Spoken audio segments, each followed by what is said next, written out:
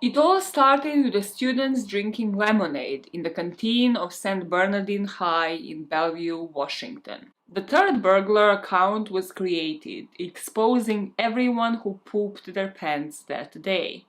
3 more poop-related attacks, and 1 false accusation later, the person who showed the students they're full of shit will finally be exposed.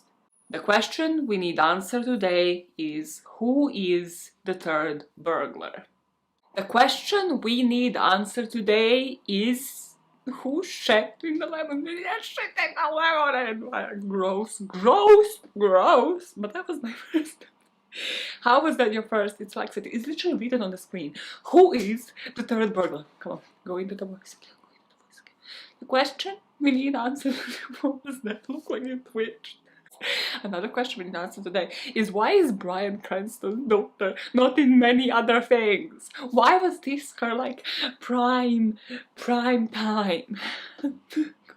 It's very hard to believe you don't take drugs when you behave like this, okay? Okay, mom, okay. The question we not. How many times can you repeat it? The question we need answer today is, who made the poop? Who made the poop? All over again. No, the whole intro now. All over again. Today, friends, I'm dropping you yet again into another fictional piece of content, into another fake crime story, you could say. And this week, we are moving away from books, from young adult books, really, and we are going into a plot that has nothing to do with young adultery, because it is the plot of The American Vandal, which is this Netflix series. It only had 2 seasons, to be honest. Jimmy Tatro, everybody behind this show, if you wanted to produce 20, I want to reassure you that I would watch it. If there was 50 seasons of this, I would watch it. If you watch this channel because of the ways I tell stories, because of the weird sense of humor, quote unquote, it has been told worse. It has been called worse. This is completely up your lane, okay? This is the best thing that is out there on Netflix. It's technically a mockumentary and it has 2 seasons, right? We're gonna be talking about season 2 today. So let me just drop you straight into the plot, and then if you like it, well, then go watch it, first of all, and then watch the season 1 as well, because impeccable. The production on this had me guessing. It had everything, all of the elements that I wanted it to have. So without further ado, we are at the brownout. We learned from all of these students giving their interviews in hindsight that November the 6th was just like any other day at Bellevue, Washington High. It's a small town where everybody knew everybody and nobody locked their doors. And all of the people in this school lit up a room, and you know that that signifies tragedy. That didn't happen, that was just my addition to the script. Well, we find out from this girl that that day, just like any other day, she chose to wear tights. But she really wishes that she didn't. We learn from the school police. There's these police officers that do mostly like traffic duty and parole the school, because it's rich people shit, okay? This is not like your small, poor European school. We learned from them that they were doing their traffic duty. There was a fire drill scheduled for that afternoon, so nothing seemed out of the ordinary. That was until the lunchtime. It was a chicken finger Monday, and the chicken fingers at this school were apparently delicious. But somehow still not everybody had them for lunch. They still had a choice of pasta, chicken fingers, spaghetti, and different drink options. So during this interview, we learn what each and every student had for lunch. Spaghetti and lemonade, pasta and lemonade, chicken fingers and lemonade. You're spotting the pattern. Lemonade seems hella sus. It seems to be a problem. Why is it a problem, Maya? Well, because as soon as they sat down in that canteen and started sipping on that lemonade, suddenly the mood in the room has changed. Everybody started clenching their stomachs, clenching their buttocks, and then rushing towards the toilet. But not everybody would make it to that toilet. On the interview tapes that we see of them, the students said that they will never ever forget the facial expressions until the day that they die of all of those students in the canteen once they realized there is a problem. The laxatives were already running through their system and there was no escape. But of course, the toilets, as we learned from a nun, because this is a Catholic school, the toilets weren't designed for that many people. They weren't designed for the brownouts. So you just see videos upon videos of these students just pooping wherever they can, in the bins, by the wall, some of them just making it in front of a cubicle. 911 calls are made and the students finally get out of there, their parents are called and they get home. And then, as you can imagine, this is quite a traumatic experience, okay? It might be humorous to you and me, it might seem humorous, but it was very real to those actors that had to be posing as if they're taking a shit. And it was also very real to my husband, who next to me uttered as I was watching this and making notes, "That can't be real." No shit, my man. No shit, Sherlock. No, people actually volunteered for a documentary to be made of this. It's a document. Anyways, they go home, and as embarrassed as they are, it fades in comparison with how traumatized they're about to be, because they find out that there is an Instagram account created under the Turd Burglar that commemorates this whole event, that commemorates brownout and makes sure nobody ever forgot about it. And if you're thinking about just like some cute account announcing that this is going to happen, that's not what this account is. There's videos and pictures of every single student as they're by the wall, inside of the toilet, just pooping everywhere around the school, and they're all tagged. So it seems like an inside job, if you ask me, to know all of these students' accounts. And the first thing that popped into my armchair detective head is, well, it can't be a teacher, can it? Because why would a teacher know all of the social media accounts of the students? And another conclusion that the documentary makers of this Netflix series will make at that point is that it's not an accident, because somebody's taking credit for it. They even left a business card of sorts behind. It was left on the lemonade dispenser, the scene of the crime, and it's just a really brown, blackish color card with a picture of the poop, and it says, oh my god, this is so appropriate. Just wait a sec. Ta-da! Yeah, I have a Turd Burglar. This is what's on the card. It's like my pillow, but like the Turd Burglar. Look at that! Oh my god, so appropriate! Where have you been my whole life? Literally so neglected, and now there's a purpose for it. Look at it! So yeah, that was on a business card left on the scene of the crime. Oh, you're so dusty because you're so neglected and unused. So let me just put it behind, because it has caused a lot of hassle to this recording. So what we know is that this person definitely wants to take credit for it, meaning that he also wants an audience. But before we can even start to unravel this mystery on who the Turd Burglar was, we need to meet our documentary makers. And if this is not your first American Vandal rodeo, you might have already met them in season 1. Because these are the infamous Peter Maldonado and Sam Eklund, who already cleared the name of the first American Vandal, Dylan Maxwell. Dylan Maxwell, played by Jimmy Tetro, which, Life According to Jimmy, is the most underrated gem out there on YouTube. Just go after this, follow Life According to Jimmy, watch Jimmy Tetro's skits. It's truly the Mind Days. The Mind Days all over again is what that channel gives me. It gives me so much joy. Jimmy, if you ever make anything else, please hit me up. Yeah, he definitely will. The person with like millions of subscribers will hit you. Oh, smaller shit. Anyways, so the first season dealt with the exoneration, if you wish, of Dylan Maxwell, who was falsely accused of vandalizing a bunch of cars by drawing pictures of dicks on them. It's all very serious. You might think it's not so very serious topics. This exoneration, of course, worked into Pete's and Sam's favor. They made it to Trevor Noah's show. I just love how much thought went into this. They even appeared on the Trevor Noah show. They worked on solving other crimes. But nothing that was really in their inbox at the time really had their attention. They really didn't want to just be solving any crimes that anybody on the street can solve, because that was too easy.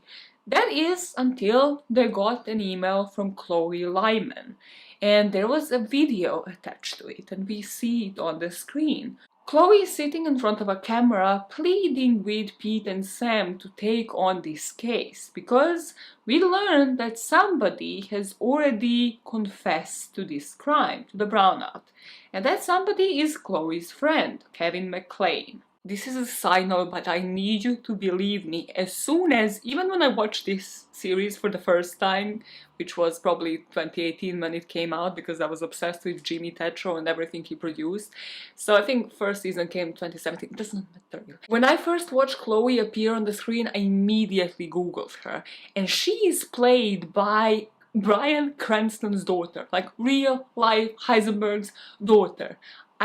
Because I was so impressed. I was like, I hope this girl gets more roles. Just from like a minute of her on screen. It's those Cranston genes, okay? They have some potential. It's not like when you see on the screen, you're like, wow, what a big discovery. Even though Chloe kind of was that for me. But it's just like, they have something specific in terms of how they act. In terms of like what they do with their face. It's a very specific type of acting. I was so impressed. Chloe, I hope you get to like be in hundreds and thousands more movies, because you deserve the best. I was really buying into Chloe's role in this role. She's Bryan Cranston's daughter. Put some respect to Chloe's name, okay? Wow, that was threatening. Well, before we learn what the producers are to find out, we learn about the investigation that was done by that school police, you know, the ones that are doing traffic stops, and also are apparently detectives for these kind of circumstances. Well, they never had to deal with something like this. So they had a couple of leads at this point.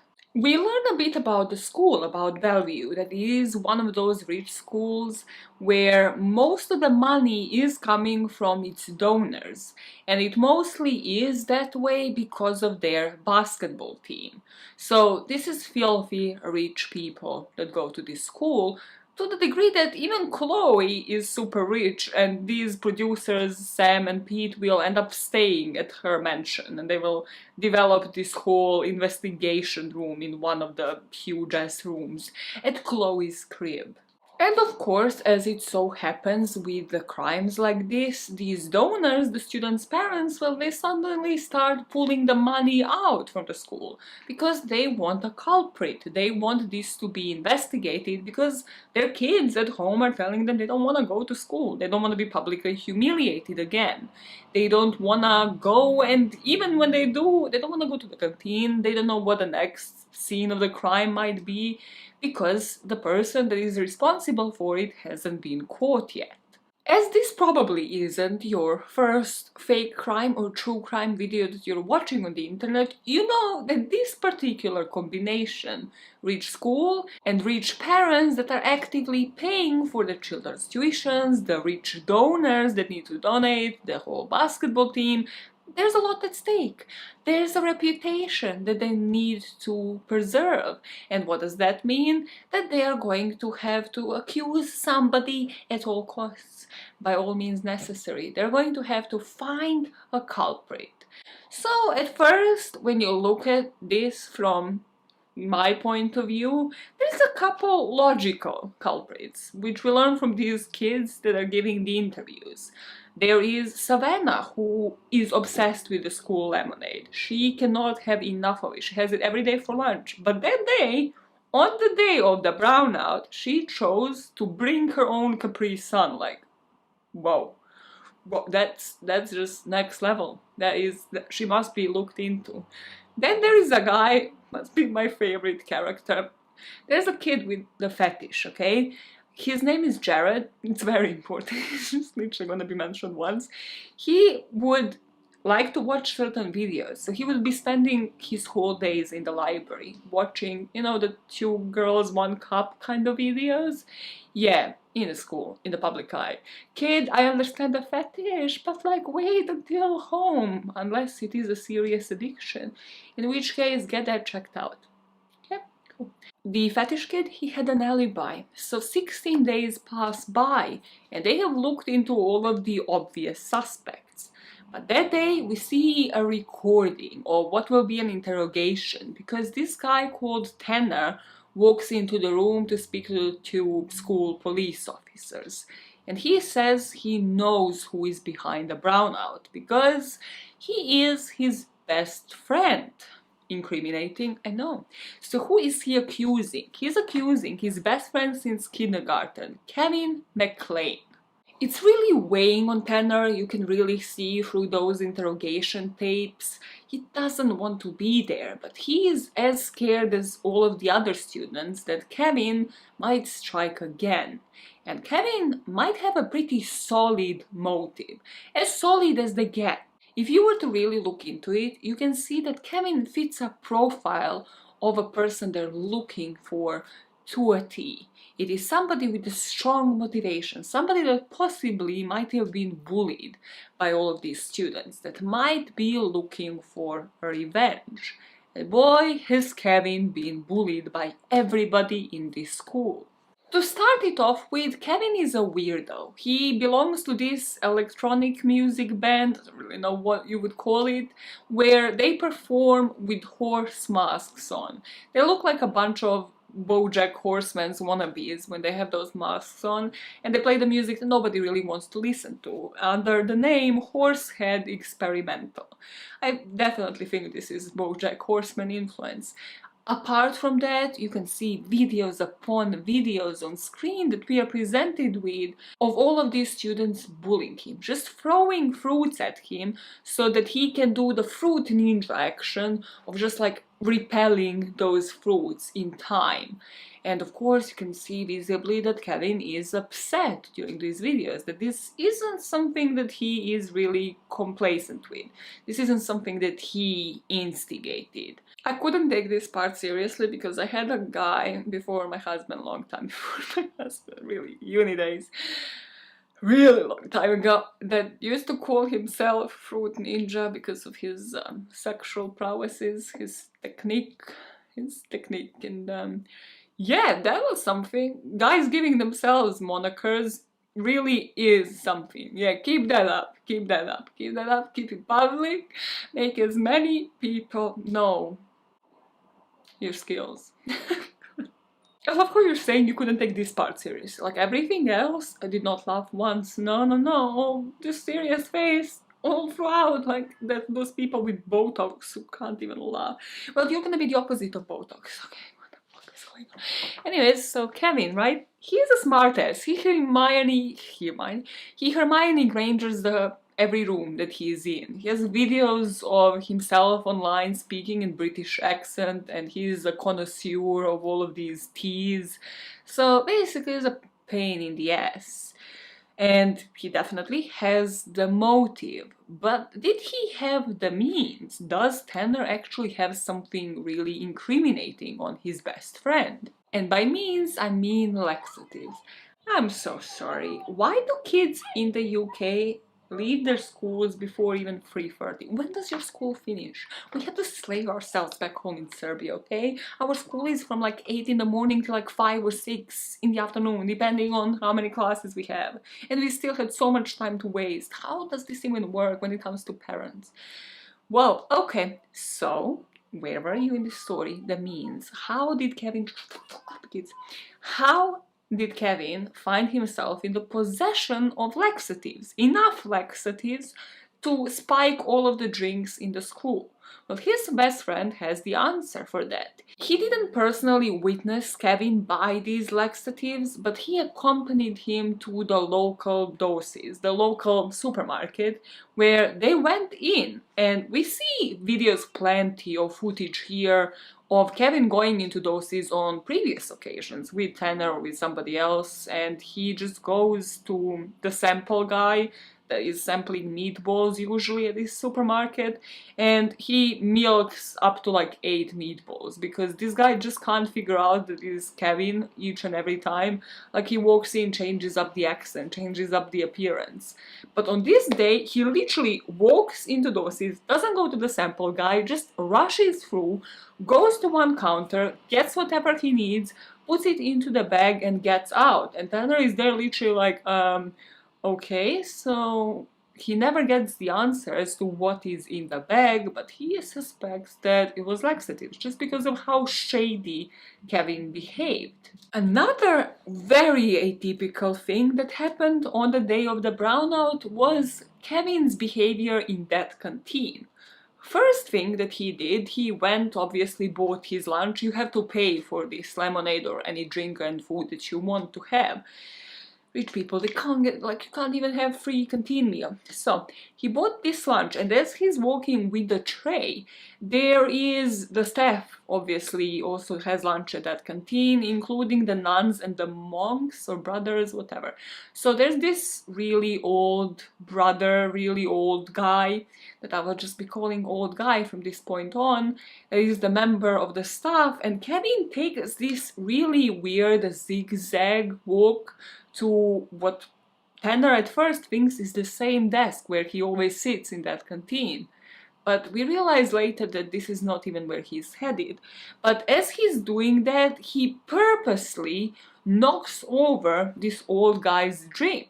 And then stops, pauses there and goes back to the drinks area to change up his drink.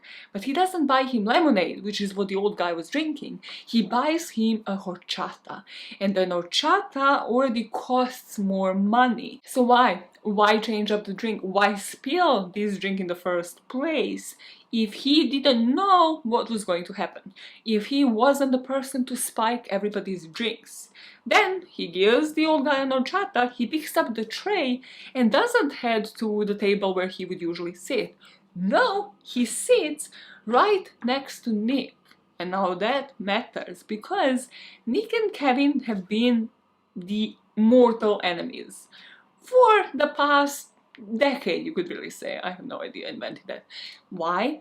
Well, now this is really the nail in Kevin McClane's coffin.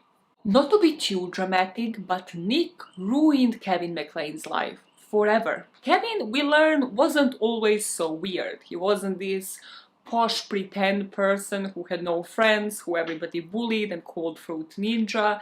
In fact, he actually had friends. Chloe was his friend, Tanner was his friend from the kindergarten, but he also had quite a few other friends. He was just normal. But that all changed when he was tagged out of a game, and as he was on the bleachers, which is the word that I have learned through a Taylor Swift song, and I'm not ashamed, I have no regrets, he was sitting on the bleachers after being tagged out of the game, and then suddenly, as he got up, there was something on his buttocks that looked like soil, but it could have also probably been poop. And from that point on, of course, everybody took pictures, everybody took videos, and he was called Shitstain McClane. And you would have thought that happened years ago, when they were kids. People probably forgot all about it. Well, to add insult to injury, a picture of Shitstain McClane was posted 3 days before the brownout. 3 days before the incident. And it got some traction. It got some likes and shares online on the social media. So Kevin, so far, looks like the perfect suspect for it. After this chat with Tanner, Kevin is called in to chat with the school police. On November the 21st, 2017, Kevin walks through those doors and immediately he is on the defensive.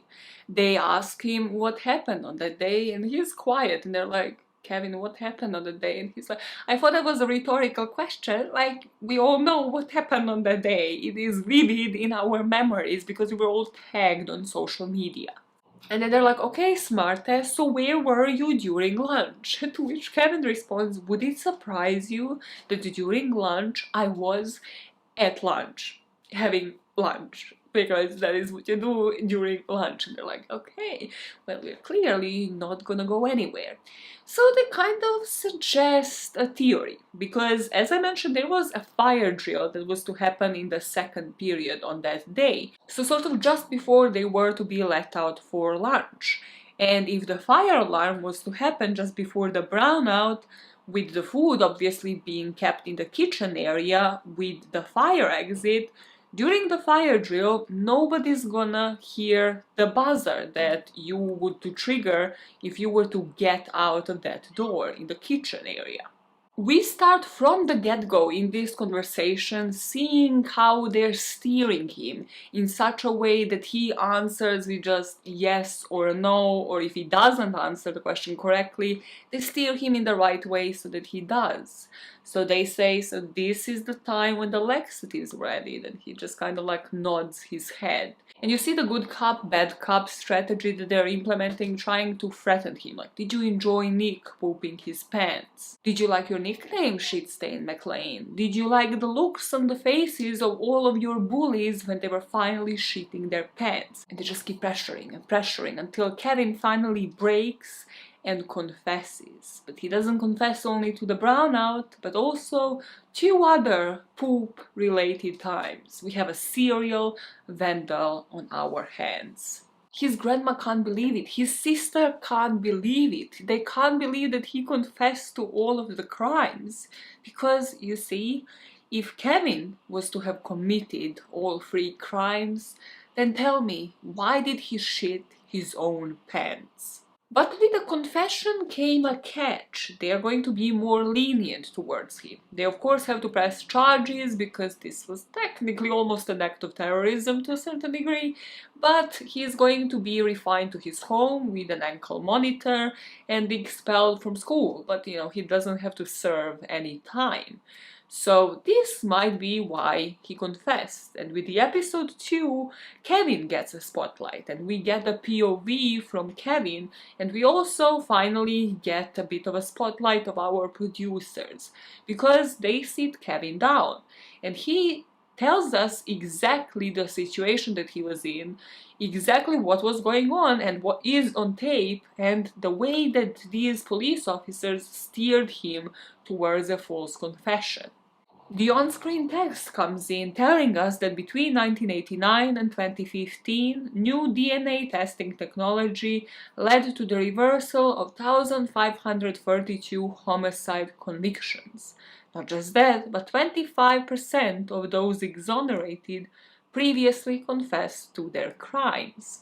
This is why this show is just so brilliant, because all of these bits that would belong to a real true crime documentary are included here, and then they're followed up by just like the funniest fucking shit.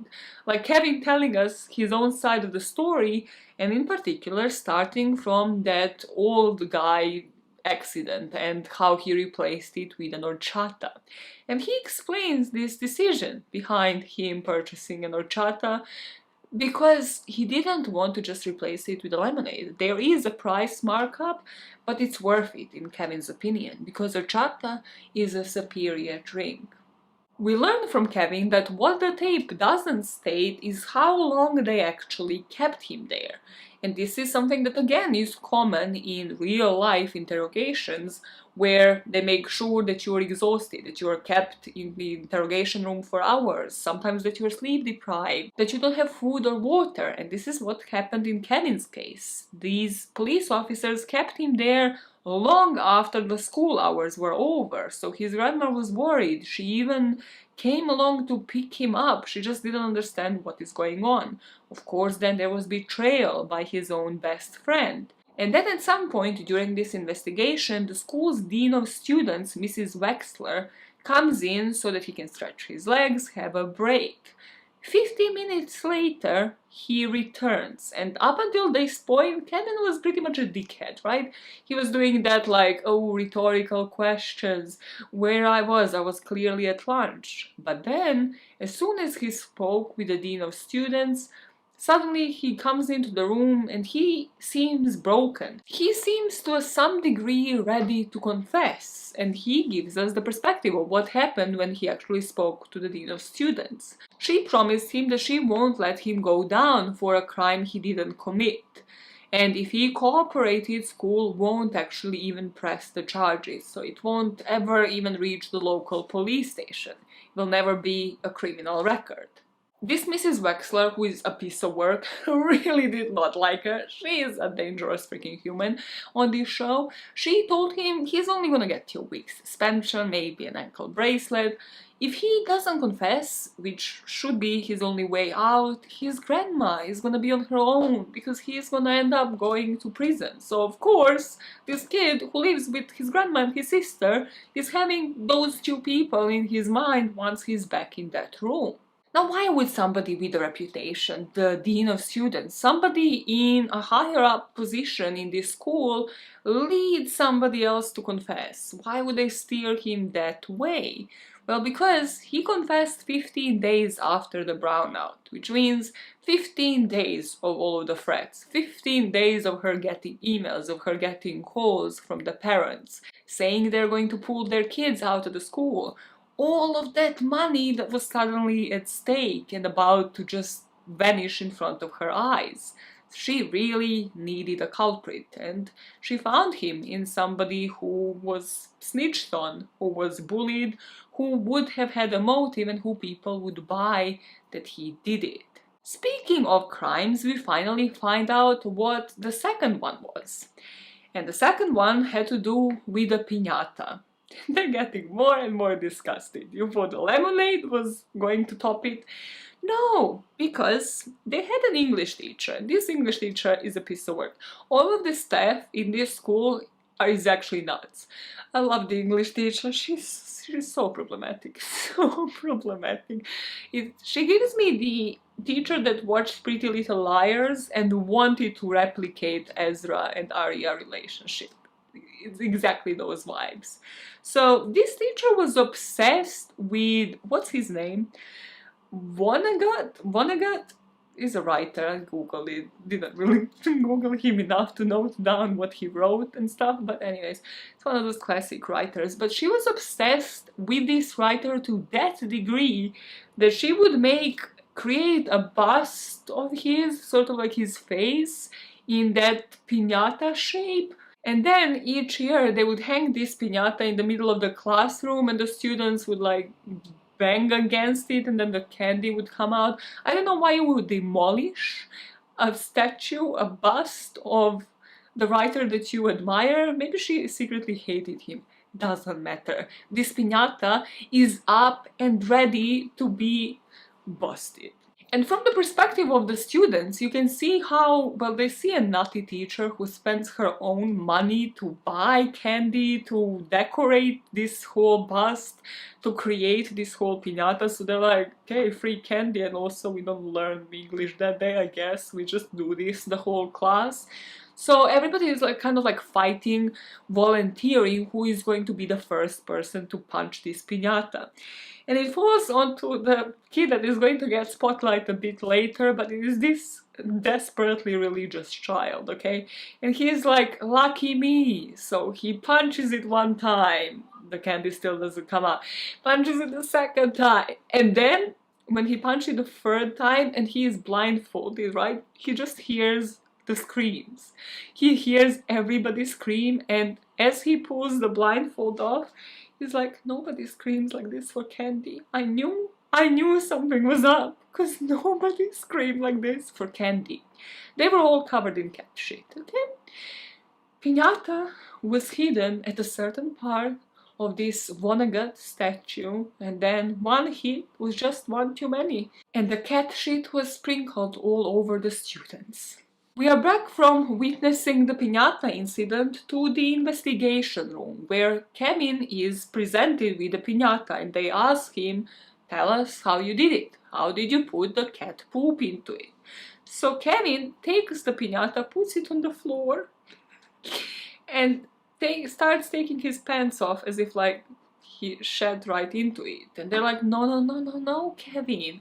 They put the piñata back on the table. They're like, no, first of all, it's not human poop. And they're kind of leading him to be like, dog. And they're like, mm-mm. So he says cat. And they're like, yes, you see, you knew it all along. Now tell us how you placed it. You didn't shit in it, right? Which part did you place it in?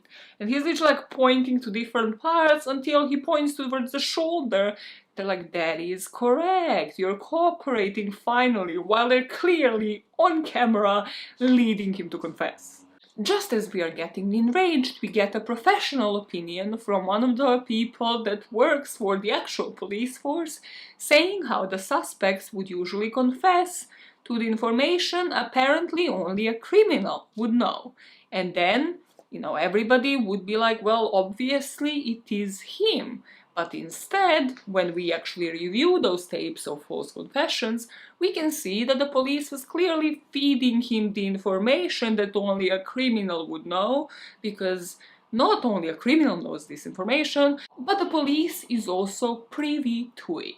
The piñata crime also ended with the Turd Burglar taking credit for it, and of course he leaves that Turd Burglar card behind. So in this investigation room we see that they are leading Kevin to say where was the card left. At first he says it was left at the teacher's desk, but then they're like, come on Kevin, that's not where it's left. You know where it was left. And eventually, by the system of elimination, he says piñata, and they're like, I mean, that wasn't that hard, right? You did it in such a way to get back at all of your classmates, and one crime just wasn't enough. And exactly because you were bullied, exactly because of everything you were suffering, you left that card behind because you wanted them to know that you're taking credit for it. You wanted them to know that it was you. And then we go back to Kevin and his explanation of literally everything. The bullying to begin with, because that appears to be the strongest motive. Here we learn that Kevin hasn't actually been called Shitstain McLean for years.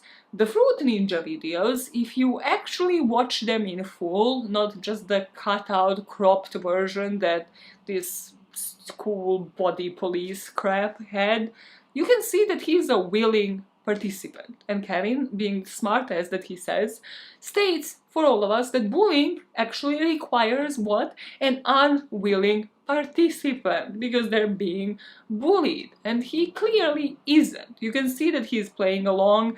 The only video where he seems maybe remotely pissed off is where they throw a watermelon at him. They're like, come on, you can't throw a watermelon at him. He's like, wow, that is their strongest piece of evidence.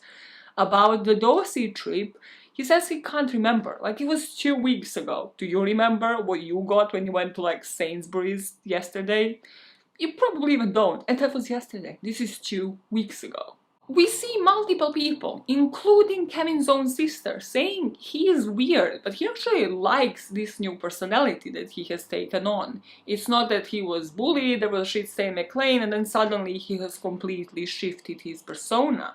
It is sort of like his creative way of expressing himself, and that's why we have so many videos of him speaking about tea, changing the accent, speaking about proper mannerisms, because that is his way of creating content in a way. Another piece of evidence that was used to prove the bullying part was that a couple of people dressed as Kevin for Halloween. I think they had like a picture of one of them, to which Kevin's response was, you can clearly see that these are my clothes, like this is my Sherlock Holmes-like hat, this is my cravat, like I have clearly landed these people, like this word, immigrant vibes, I have clearly given this person these clothes. So again, I am a willing participant in this huge ass bullying thing that you are accusing me of.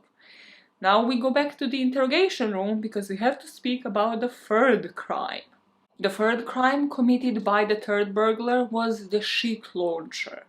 So, you know the machines that they use to like dispense shirts in the US on like school games? Yeah, well, there was a pep rally before the school game, the basketball game, and you see all of these like school famous basketball players coming in, shouting out, like getting people hyped, the cheerleaders are there, and then at their sign, these shirts are expelled at the lucky or not so lucky students.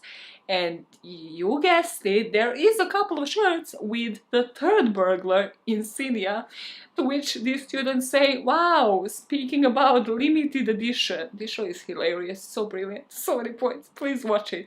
But of course, more things come out of the shit launchers, and more things are including poop. It's cat shit yet again. And we go back to an investigation room. They question Kevin. Kevin, how did you put the shit into the shit launcher? So he puts the shirt launcher onto the ground and again pretends like he's going to poop into it. They're like, no, no, no, Kevin. They put the shirt launcher back onto the desk and they're like, it wasn't human shit. You know that, Kevin. Why are you lying to us? Steering him again to say what kind of shit it is. Now, how did you do it? Because you have to fold shirts in a particular way. Obviously, then you have to put cat poop in between them. And you can see in the video recordings of this interrogation that Kevin doesn't even know how the shirts are folded in order to fit into the shirt launcher. Not to mention the access, because Kevin is a nerd, right? He isn't this athlete, he doesn't have the access, he isn't like a gym guy who has the access to all of the areas there. He is not the person who is bringing all of the money from the donors, okay? He isn't a freaking basketball player. So how in the fucking life of God would he have accessed this place that felt safe to so many students? Because it wasn't a canteen where, okay, maybe they wouldn't have heard him go back because of the fire alarm. It wasn't the English classroom where he had a good relationship with the English teacher, so he would have had the access to it. This is the gym. And nobody has the answers to that. And at this point, all of the interviews that you see of the kids are sort of not buying into this false confession. They know that Kevin isn't this person who was behind this, purely because of this last crime. They're like, okay, we might have been buying it about the brownout, but like, this crime definitely was not committed by Kevin. And they're describing this crime, it's just so genius. They're saying like, you know, at first they seem to have been sprayed by something, so they thought it was gas, but then they didn't know it was poop until somebody shouted, and then they knew. Like as if it didn't smell like freaking cat shit. The nun describes it saying it is poop dusting. It seems like it was broken to particles. To which before you know it is cat shit, you're really trying to figure out how somebody converted their own to particles. No, nobody else? Okay. Guilty as charged. I think about shit a lot. This is why we are here. This is truly why I'm doing this. Throwing it, shoving it upon you. So at this point, all of his friends or not so friends, everybody that apparently bullied him, all of the students in the school have honed in on this false confession. They don't think that Kevin is responsible. But then we hear the opinion of the police officer, one of the two that was questioning him, saying that it isn't false confession, it is just facts that are stacked one upon the other until the truth comes out. And I mean, come on, his own friend snitched on him, and also his own friend was at Dorsey's when they bought the laxatives. So this is finally where our producers come in, Sam and Pete, and they go to Dorsey's, because that is the easiest thing to look into and to see if the school actually even did their due diligence, to find out if Dorsey's sold laxatives at all. So they go in, we see them in these Dorsey's, we see them in the pharmacy section, they're speaking with like the staff, they're asking like, do you sell laxatives anywhere? And from Tanner, from that confession, we know which aisles Kevin also went to. So they ask the pharmacist like, are laxatives sold here? And they say no, like it doesn't have the pharmacy section. Basically the only thing that has laxatives in this store is this candy, like some chewy gummy bears. Even the brief glance at these gummy bears would make you believe that if this is the only product that Dorsey says that has laxatives, well, this wasn't it. because the lemonade would change consistency, it would change the flavor, because the gummy bears are flavored. Yes, according to the Amazon reviews, they make you poop like crazy. But also now, these filmmakers are thinking, well, the school didn't even bother to verify this information, so they just really wanted a culprit and they didn't care who falls down for it.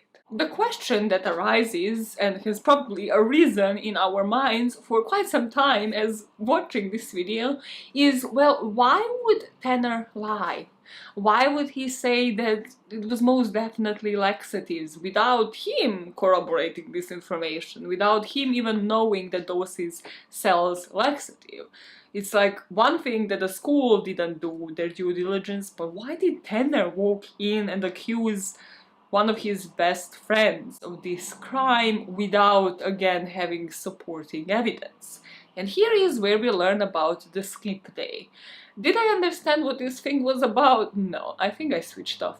But from what I gather, it is this day where people skip school because they get to be hosts to exchange students, and then they do all of these activities, like they eat American pizza and then drink like bottles of vodka, and then it all has to end with a puzzle, like making a puzzle of someone's mom. It's just too bizarre. But of course it has to go in that order. They have to be wasted by that point because it's super hard. They literally rented this flat, this Airbnb, in order to have this party. And you see, Tanner was at the party, but Kevin wasn't. And this might have led to some jealousy about Kevin not being invited. And that day the police was called and they broke the whole skip day off. They had to leave that Airbnb. So Tanner always thought it was Kevin who called the police.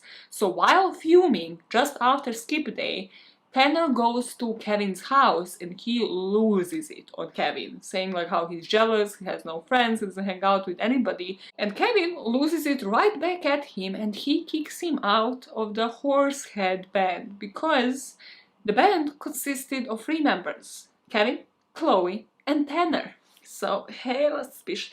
Really intense scene. And then the next scene, of course, beats that intensity right away, because we learn that Kevin replaced Tanner with a child. I don't know, this is actually a famous actor that plays this child. Like, I have seen him in multiple young adult shows, which is what I have been watching recently. But this kid is like 10, 13, whatever. And Kevin is saying, I mean, it's a really great opportunity for us to finally breach into the bar mitzvahs territory. You know, so far we were performing at school parties and that didn't seem to work, but right now bar mitzvahs are in and this child is our in.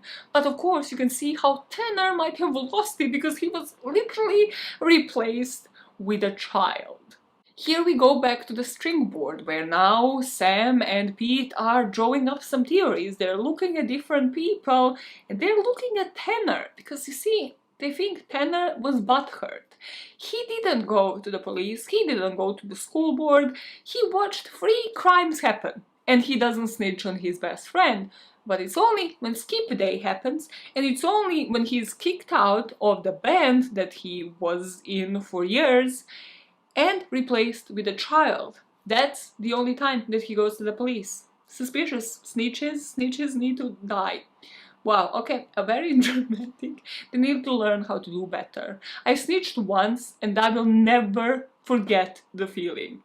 I will never forget the feeling. And like, if you don't have that feeling, if you snitch on somebody, you need to be hospitalized. You need some therapy, because if it's not the worst feeling that you have, that you snitch on somebody and you wonder for what fucking reason, then I don't know how you live with yourself. So traumatic over nothing.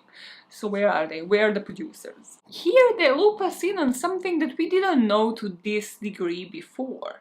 And that is that every crime would come with a warning day. So it will come with a warning post on the socials and then an aftermath post.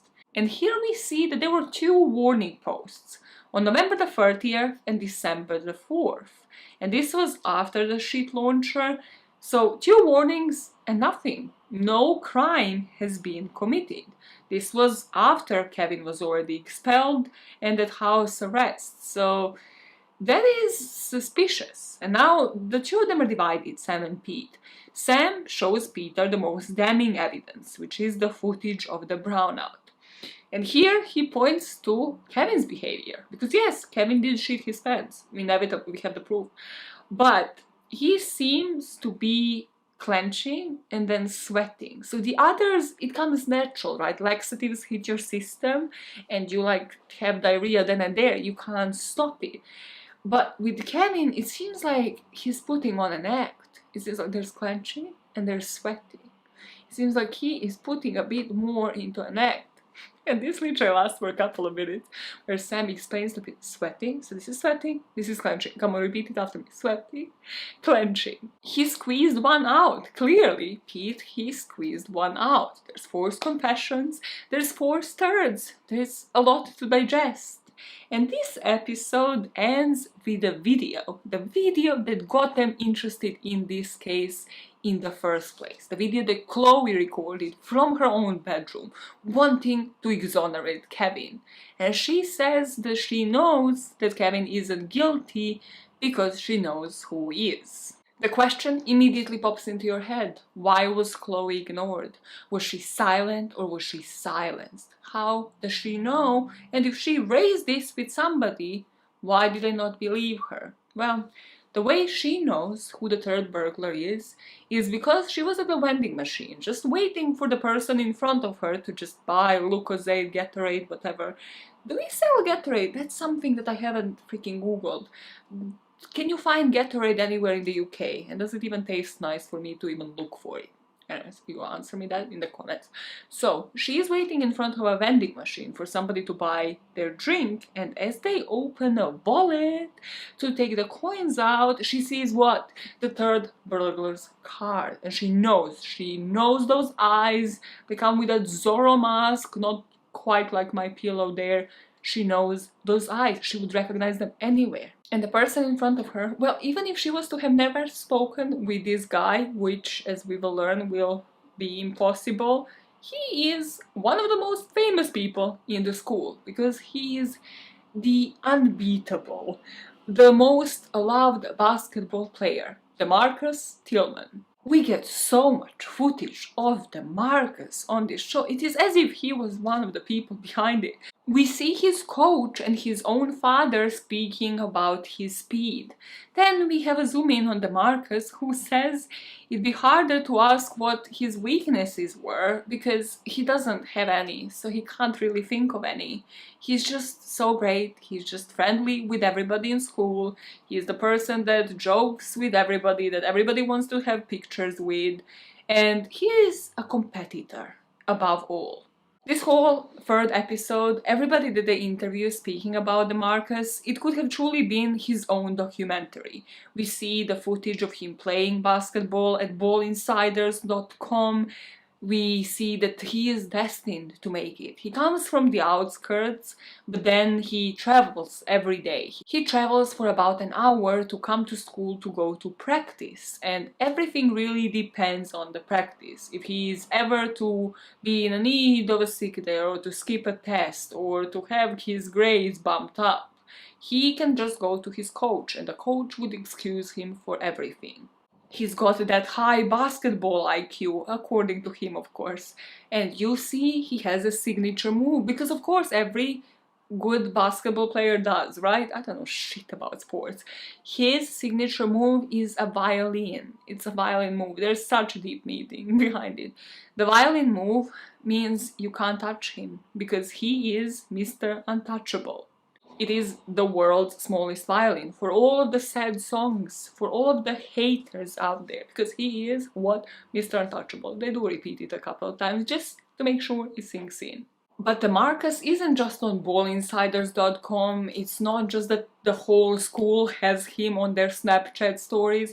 No, DeMarcus is also the face of the school. He is quite literally on the school's website. So if they were to ever even have considered him a suspect, they would have a lot to lose.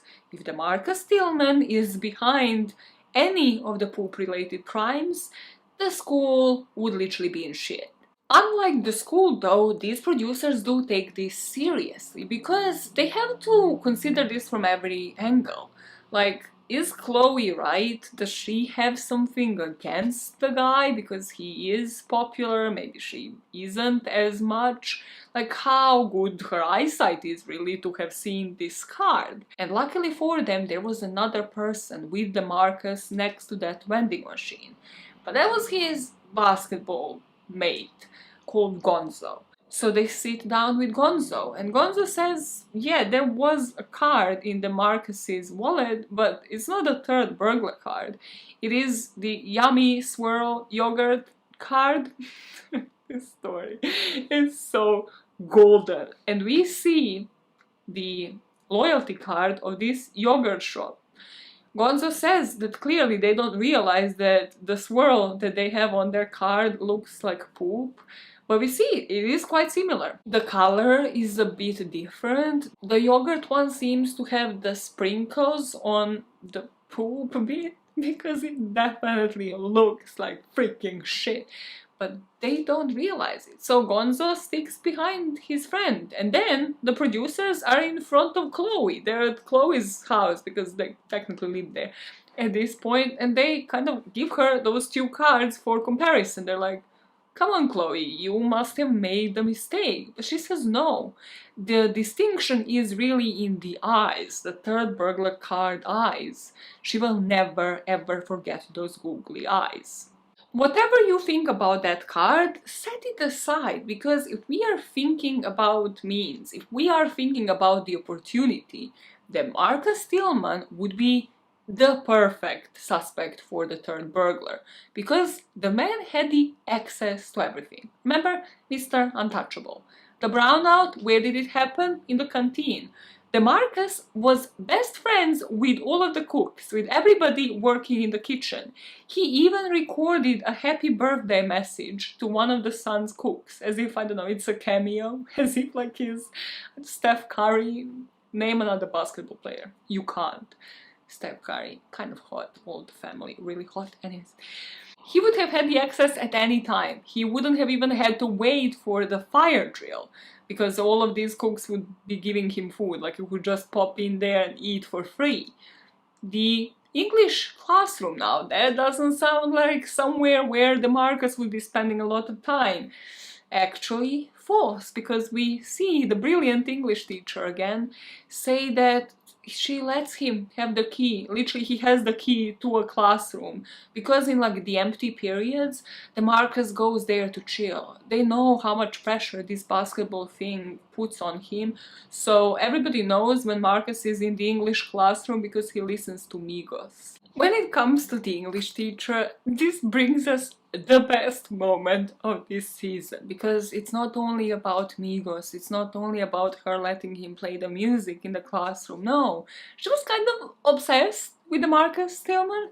Yeah, that would be an appropriate term. She compared it to the Sandra Bullock movie, The Blind Side, with her being in the role of Sandra Bullock and her students, in particular the Marcus Stillman, being in the role of the rugby player. She doesn't remember his name, so she's not really into that movie, and also she's white and he's clearly black, but she sees herself as a savior, so she always tries to offer a helpful hand to her students.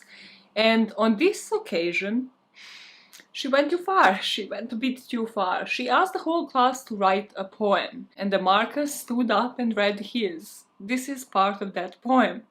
Through the hoop, through the hole, the net is my truth, the ball is my soul. Now you hear that and you're like, okay, cool, quite average if we are honest, but sure, that's nice and poetic and I guess comes from his heart or whatever. Well, the English teacher heard that and then she published it in front of the classroom as an example of like how other people should write poems, but then she went a bit too far. She published it into one of those school papers that are distributed per region, so students of other schools have read this poem, and of course then For a couple of basketball matches, all of these people, all of these students would come to DeMarcus's matches and mock him. They would even have like slogans, posters, they'd be screaming, "The hoop is my soul," whatever the hell the poem said. It's very reminiscent of "Weasley is our king," if anybody here is a Potterhead. And now, because she fucked up, because she went too far, to make it up to DeMarcus, she lets him use the classroom to listen to Migos. And of course, the words will not suffice. The third crime, the shit launcher, the gym. The athlete room was actually where the shirt launchers are kept. And this is the room that Marcus would have the access to. It is apparently locked, but Marcus doesn't have a locked territory on these school grounds. So, not just that, but Marcus was also late to the pep rally. You can kind of see him and his buddy Lou running out. It's all on camera. And then, you know, making those intro shouts that also triggered the shirt launchers. He had access to all three places without an issue. But what about the motive? So far, this police investigation focused that there is something really sly. There is a sinister motive, as in like somebody has been bullied and they're going to be an injustice collector from all, you know, from Criminal Minds. They're going to turn on people to make them suffer. But what if that isn't the motive at all? What if Marcus is looking at this just as a prank? Would it be the first time that something like this happened, and that something like this was organized by a basketball team? No, because again, we wouldn't be here if not everything was a red herring in a way. So there is this guy who was on a basketball team called Perry Coleman. He was one of the older people, so he left the school at this point, but DeMarcus really looked up to him. It was his hero, he wanted to be everything like Perry, and he kind of was a copycat in certain ways. During Perry's reign, while he was still at school, a mascot costume went missing. So, from what I gathered, again, I did not understand a couple of things here because I'm not American, but I still loved it. There's a mascot that again is used on like basketball matches, but this mascot is like a whole bodysuit. It's one of those whole metal suits that completely covers your face and masks your identity. And this mascot was stolen. And once it was stolen, an Instagram account emerged. An Instagram account under a handle Sir Fucks a Lot. F-U-X. Of course, come on, logic, you know this by now. And this account was particularly used to target a specific person, Paige, the cheerleader. So all the pictures they were posting was with like a speech bubble or like a thought bubble with Paige in it, and a lot of them were inappropriate, posing with like a pink dildo and saying that they're imagining doing things to Paige. Just basically kind of a prank, but also very much so bullying and also taking school property. With this prank, with Sir Fox a Lot, everybody suspected that it was Perry Coleman. Everybody kind of knew because, again, there is that aspect of Mr. Untouchable, famous basketball player, so nobody really could say anything. Paige did go and complain to the board, to the school, but they just dismissed her. They just never took her seriously. And she suspects also that it is because of his fame, because of who he was, and because of how money they would be losing if they were ever to look into it seriously. So all of the pieces are finally falling together. We see that DeMarcus idolized Perry from all of the posts that he would post with him, but also because from his own account he commented quite a few times on Sir Fox a Lot. He had the means, he had the plentiful of opportunities. He didn't have the motive as such, but if you see it as a prank, if you see that he aspired to be the next Perry Coleman, you can kind of also see the motive there. Now, did he have the alibi? Of course, as soon as these producers go to his coach, he says he was there during all three events. And you can kind of see Pete sitting in front of him like, sure you were. So Brownout, you were there with him eating lunch with a teenager. Okay, shade launch. Oh, you were there. Okay, of course. So the coach just does not hesitate to give this kid an alibi. From the coach, we learned that the slogan of the school is greatness on the field, excellence in the classroom. And then we have about like 15 students say this is bullshit, and everybody knows it. They have it so easy, all of the basketball players. We learned that DeMarcus changed schools. As I told you, he was in the outskirts, and then suddenly, because of his basketball talent, he moved to this one. And as soon as he changed schools, his grades also jumped. He doesn't have to do maths, apparently, or doesn't have to go to maths, but instead he chose to do zoology. And then we see an actual multiple choice quiz on spot this animal, like what is this animal in the picture, and then you circle, is it a zebra, is it an elephant? And DeMarcus says in the interview with the producers, math is useless, but did you know dolphins weren't fish? Yeah, dolphins are mammals. Now that is some kind of information that you can use in real life.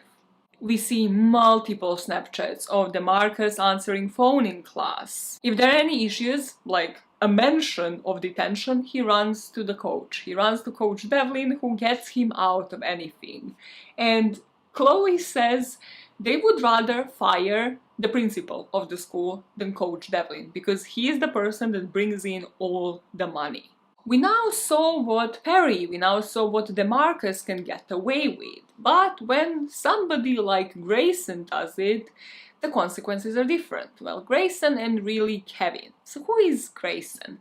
Well, we learn about this kid who was kind of a scapegoat before Kevin became one, who went onto all of the open Twitter accounts in one of those IT computer science classes, and he just tweeted at other people saying how they gave this person whose account he was hacking chlamyds, STDs, yeah, that type of thing. So as soon as that was uncovered, because again it gained traction, it was shared, well, the tech guy, the IT subject teacher, looked into it and he investigated it.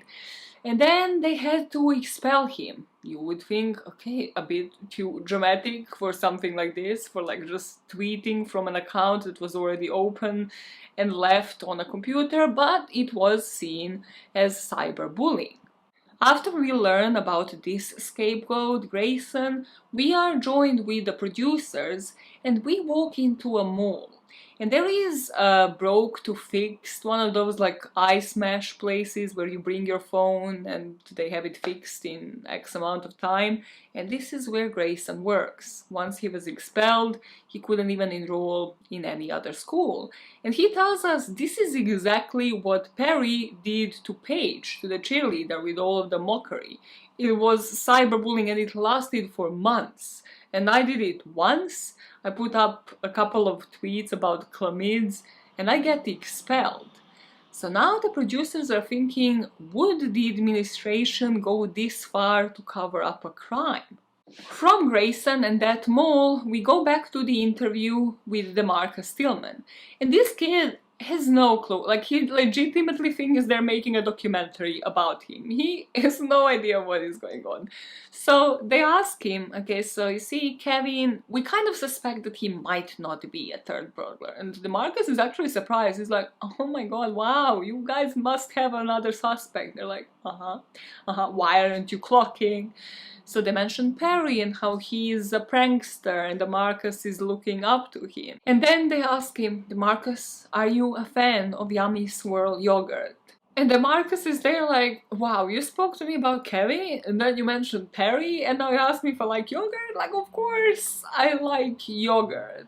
And then he gets up, he's like, probably a thought starts forming in his head that they might be actually looking into him. He's like, who doesn't like yogurt? That's it from me today, guys, you know, no hard feelings. And him and his sidekick Lou just leave the gym. And then, as they go home to Chloe's, we get a zoom on Pete's phone as he gets a DM from the Turd Burglar. If you are trying to find me, you are doing a shitty job. The next time we meet our boys, Pete and Sam, they decide this is it. let us respond to this message with something provocative. It's something that he will feel like he needs to be inclined to respond. Because they have, of course, tried to DM his social media account, his or hers, the Turd Burglar's social media account, multiple times before, and they have never responded until they spoke with the Marcus. So the two of them are brainstorming at this bench in the park, of course, because you don't want to get tracked. You want this to be in the middle of nowhere. And they're saying, like, we need to provoke him. So to say, like, bitch, say what you have to say. If you want to say something, just say it. So that is kind of what they send. In the end, you must have something you want to say, so say it. They eliminate bitch out of it. I wouldn't personally, because aggression is how you choose to wake up one day. And then you get screenshots of that in the internet, and then people are like, why are you calling me a bitch? I worked with a person once who asked me, why do I say bitch in so many different situations? Like, she didn't understand the connotation. Like, how can bitch be said in a positive and also a negative way? Needless to say, that person is not my friend and has never been my friend, because what the fuck, common sense, okay? So once they respond to Turd Burglar's account, they're sitting and waiting, and then they receive coordinates. And these coordinates are about like 100 meters from Kevin's house in this alleyway, and there's a Turd Burglar's card in a pile of shit. So that's nothing else is there to it. Peter just takes chopsticks out of this garbage to take this card out and assess if anything else is hidden in shit, but it isn't. So Sam is like, yeah, the Turd Burglar just wanted you to use the chopsticks and go through shit. This person is clearly just messing with you. Just like with the brownout, the goal here just seemed to be to embarrass Pete, to get him to dig through shit, to maybe show him that he is full of shit and that he should stop investigating. But he doesn't. We see them going back to that string board and looking at their suspects. And again, the strongest evidence against Kevin, both of them would say, were that the last two posts are announcing the crime that hasn't happened. And Kevin was already dormant, he was already in his house, he couldn't have reached school, he could only have access to one shop that is around his corner, and pretty much his house. This is when these two geniuses turn to one of my favorite things, and that is linguistics. Like, do the posts that the Turd Burglar makes sound more like Kevin or more like the Marcus? Or do they sound like somebody else completely? So the language in these posts doesn't sound like the Marcus, it's very Shakespearean. It's very, you know, Shukev. There's a lot of like, I would throw shit upon thee, you shitheads, and to a certain degree it is very Shakespearean, very using the language that somebody who read a couple of books would have used, but also shitheads, there's a lot of like aggressive language in these posts that they just don't think Marcus would have used, because he genuinely liked everybody in school and he was liked by everybody. There wasn't that bullying aspect to it. But then we get the expert opinion of the professor of forensic linguistics, saying that if you are trying to disguise your online presence, you would change the linguistics features on purpose. So that is something that they call in the biz code switching or style shifting. And we have seen this before, because Sir Fox-a-Lot used to say, sucketh my own dick. So he used to incorrectly use the Shakespearean language. I get so much hate. The level of hate for Shakespeare that has come through this podcast and this channel is truly amusing. Only to me, and only me. No, Shakespeare was definitely the founder of English language. Meaning that either this person is doing this naturally, or they're putting on an act, and whether or not could this be the exact same person. Now, Sam and Pete turn to the text messages between the Marcus and his mates, and they find out that there is quite a difference between the messages that he exchanges with people from back home and the ones that he exchanges with people from school. Like, the ones that he exchanges with people from school are a lot whiter, sound a lot whiter, a lot more posh. But that's not all, he apparently misuses a particular emoji. So there's a couple of grinning emojis, you know, like the wide teeth one. Well, instead of that one, he uses the one where it just looks like somebody's clenching their teeth, and so does the Turd Burglar. Is the emoji where you know at your teeth, at your jaw, because of your anxiety, going to close this case? It's not. It's really not. But what might just lead to the break in the case is a glitch. And I googled this because this is this is not fake news, this is a legitimate glitch that happened in November of 2017. Mostly to iPhone users. So you could really say, if you agree with Kevin, who had a superior phone, which is Samsung, that you had not experienced this glitch. I forgot about this, that's why I had to Google. I was like, wait, did this really happen? What was the glitch, Maya? Come to the fucking point. In November of 2017, iPhone users experienced a glitch when updating to iOS 11.1, where an uppercase I, so if you were to type a word I, you would be corrected to A, capital A, and then a question mark that came in this weird box. Why do I not remember this, and why does it look like aliens have possessed our phones? And of course, you couldn't have changed it. It was a glitch that then was rectified with like the next software release. So for at least a couple of weeks, people were just walking around typing I in this way. And now you would think, if you were a criminal committing crimes in November of 2017 and you had an iPhone, that you wouldn't be typing I. But of course, these are egomaniacs and they don't think like us. So the Marcus posted on those days and he didn't have the glitch, but the Turd Burglar did. So this didn't come from the Marcus's phone. Kevin has a superior phone, which is Android, so of course it shouldn't have been Kevin. They didn't do even the basic due diligence of the investigation in this case. The police, that is. Pete and Sam will end up solving it. And in order to solve it, they turn back to Chloe before they really dig into this iPhone glitch and look into other people's phones. Because they look at Chloe and they're thinking, is this a trickery? Why is your white ass saying a trickery? And they're looking at Chloe, they don't think that she invited them there to investigate this crime, that she's the Turd Burglar, but they have to think, why did she wait for 2 weeks before she reported on the Marcus? Like, is there something else there? Why didn't she try to prevent 2 other crimes? If she knew it wasn't Kevin after the brownout, why not stop and prevent further crimes? We have a bit of an insight on Chloe's background, rather the Chloe versus Kevin connection. Kevin heard her in the school. This is what I'm talking to you about. It's like super serious, and then it goes to these gems where Kevin heard Chloe sing when she thought nobody was listening. She was singing Party in the USA by the one and only Miley motherfucking Cyrus. And Kevin interrupted her and he said that the choice of a song is shite, but she performed it amazingly. And from that point on, she joined the Horsehead band. We learned that Kevin truly changed her life from that Party in the USA moment, because suddenly she was from a traditional family. You know how the Cranstons are. Everybody's just a doctor, engineer, NASA astronaut, okay? So all of them go follow these traditional pathways, but now she is headed to a music school. She has been participating in a band.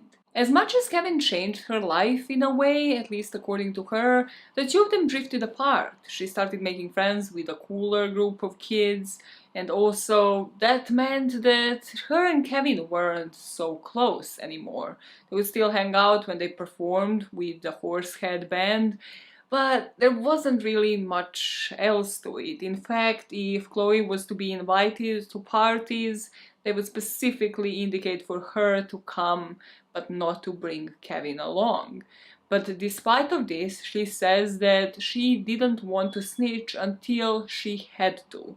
Until she actually had to save her friend or somebody who used to be her friend, and she would have done the same if it was the Marcus. One bad end after the other. Now, our producers go to something that they haven't known about until this point. Because, of course, iOS glitch that has potential and will eventually lead somewhere. But they have to find something to cross that with. They have to have some names to see if those names, if those potential suspects then also would have the motive. And what they find out about is this tip box. Before, of course, they accused Kevin, there was kind of like a tip jar, it was like a Kleenex box really, where people could put in their anonymous tips of who they think did it. And a couple of names kept repeating themselves, so 3 in particular. First person was named Drew, and Drew is a theater kid. When I saw him, I was like, okay, clearly gay. Maybe not. But he was the friends with all of the girls, all of the theater girls. He was no threat to anybody. That is until certain pictures came out of Drew. It was pictures of Drew in diapers and just drinking out of baby bottles. He said, when questioned about this, that he was just pushing himself as an actor. To which in the script I put, I really hope that the actor here actually got paid well. That he got paid like above and beyond. Just because if you were to Google his name, probably these are the pictures that first come up. And then if somebody's a lazy piece of shit who doesn't want to Google further into it, this is who you think he is. Like, you don't think he's an actor. You're like, okay, this is some weird king. These pictures were, of course, circulating the school. Everybody knew of pictures of Drew in diapers, and not everybody probably thought it is him pushing himself as an actor. So he might have had a motive, again, because of bullying, because of the embarrassment that he has felt. But Drew had an alibi. A librarian actually vouched for him. She said that he was in the library reading during the fire drill, because nobody was speaking to him at a point. Like, he kind of lost all of the friends because of all of these pictures, so he would spend his lunches inside of the library. For that same reason, she was his alibi for the pep rally. So we come to the second person.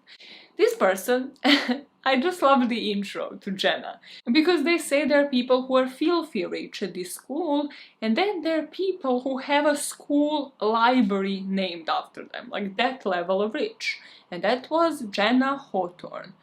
You see, her Instagram profiles, her social media profiles are all perfection. Just her traveling with her girlfriend, all of the pictures seem to be professionally taken. People were all semi-buying into this perfect lifestyle that Jenna was portraying until a picture showed up of her posing with Kendall Jenner, saying something along the lines of the two of them being best friends. But then somebody found the original picture, and it is from one of those meet and greet things where she waited in a row for like 50 minutes or whatever, and then she took that picture. Because you can see other people waiting to take a picture with Kendall. But yet again, now you have opinions of other people about this scandalous post, and the Marcus chips in, saying that how dare she disrespect Kendall like that. Yeah.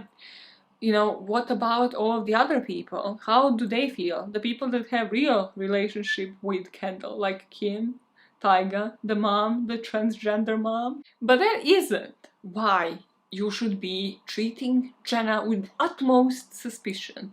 It is because her parents produce maltitol, the main component in those laxatives. And they produce it in bulk. It's like wholesale or whatever that's called. So she every week interns at that company, at a parent's company that produces the thing that makes you shit, okay? And she, unfortunately for the producers, also has an alibi. Every Monday, Tuesday and Thursday, she needs to check out with one of the school staff members, and then she goes and interns at her parents' company, basically meaning probably chilling in a parking lot getting high, which is what is going to end up to be the truth. So she wasn't even in the school during the attacks. Now we have the last kid, whose name is Paul, and who is one of my top 3 characters in this fucking series called Paul. Paul is a religious child, and he brings it to the next level.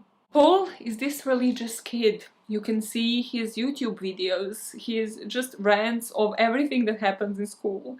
You can see Snapchat videos of him arguing with an English teacher about how, I don't know, Romeo and Juliet is smut and she's making them read technically like 50 Shades of Grey.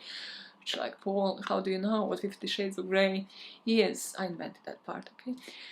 All of the students are saying even Jesus would tell Paul to take it down a notch. The guy is at a psychopath level because he puts full stops after emojis, and I agree, who the fuck puts full stops after emojis?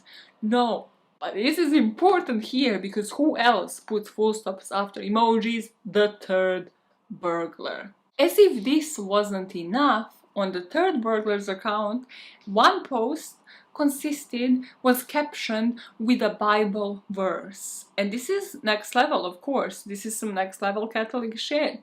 It's something about bowels falling out if you are religious and watching this, which I somehow really doubt. Something tells me that you are not, like, you know, 100% on that Jesus level in watching this. But Paul would also have the alibi, and his alibi would be yet another member of the school staff, that weird English teacher. And as Sam and Pete are interviewing the English teacher, she says that she is his alibi because during the shit launcher attack, she vividly remembers that he stayed behind to argue about Pope. And as they're interviewing her in her room, we presume, somebody calls her out and she has to leave. And she leaves towards the teacher's room. But Sam thinks on his feet, one of the producers, right? And he's like, I'm gonna follow her into the room with a camera. So he just kind of follows her into the teacher's lounge, saying like, hey, I'm sorry, I'm just looking for a toilet. But we kind of see a camera move as much as possible. And later, once the two of them review the footage, they zoom in on an advent calendar because they have seen this advent calendar before. And they have seen it as the second announcement, the pre-warning of the Turd Burglar's crime. Now, this is a teacher's lounge, this is highly suspicious, but also now that they have this footage, they go back to their board and they realize in terms of social media, the Turd Burglar would post one warning post in every single case, except what they thought was here, which is 2 warning posts, and then one delivery device, so sort of like what was used to deliver the poop. This is an advent calendar. What if somebody ate shit through the advent calendar chocolate? What if the 4th crime actually happened? Because that would change everything. They need to go to Kevin to suggest this to him because that would exonerate him. That would mean that he was on house arrest as this had happened, but it would also change everything about how they looked into this because students aren't allowed in the teacher's lounge. So whoever got into the teacher's lounge, we suppose was a student. How did they get there? How do they even have the access? With this new supposition, just based on when the Turd Burglar would post the delivery device ones, they suppose that the crime, the 4th crime that they only learned about, happened on the 4th of December, because the delivery post was posted the day after. And what also happened just on the 5th was that the hot janitor was fired. And they know this because literally Pony starts playing. We see multiple shots, multiple videos of hot janitor just cleaning everything and everyone. He was the most pictured person in that school. He was the one people literally took like autographs from. That is how hot this janitor was. Even I, who am not into whiteys, have to admit he had a tight piece of ass. And you know what they say about men with a tight piece of ass? What? What do they say, Maya? Their frontal compensates for the tightness. What? What does that even mean? Their thumbs are large, and you know what they say about guys with the large thumbs. I swear it's not even a thumb. I swear it's like the index finger. Is it a thumb? Look at these retarded thumbs. There's a person who was born with 6 fingers and 6 toes. Shut it! Shut it! Abort mission. He was hot. and he was the most recorded person in the school, and now suddenly he's gone after he cleared shit from 3 crimes, which, God, you really put it into that perspective, disgusting, especially the brownout. But he cleaned all of that, he didn't leave on his own, so they suppose he has been fired. So this crime had to be that bad. It had to be that bad to cause him to get fired the next day. So the producers get on tracking this hot janitor, finding out where he lives. And they find out that it's actually really hard. First of all, because he's seen as an object, he's seen as a piece of meat. Nobody actually knows his name, let alone his address. I mean, the English teacher says it's not appropriate that she calls somebody a 10, but he is definitely a 9. The nun says surely she wasn't going to call him the hot janitor, but nobody has this guy's phone number, nobody knows where the hell he lives. Well, that is until they interview one child whose brother gets mushrooms from hot janitor. So they're in the middle of nowhere. This guy lives in a trailer, and I mean, when you think about it, it's really cool. Or also he might be a serial killer.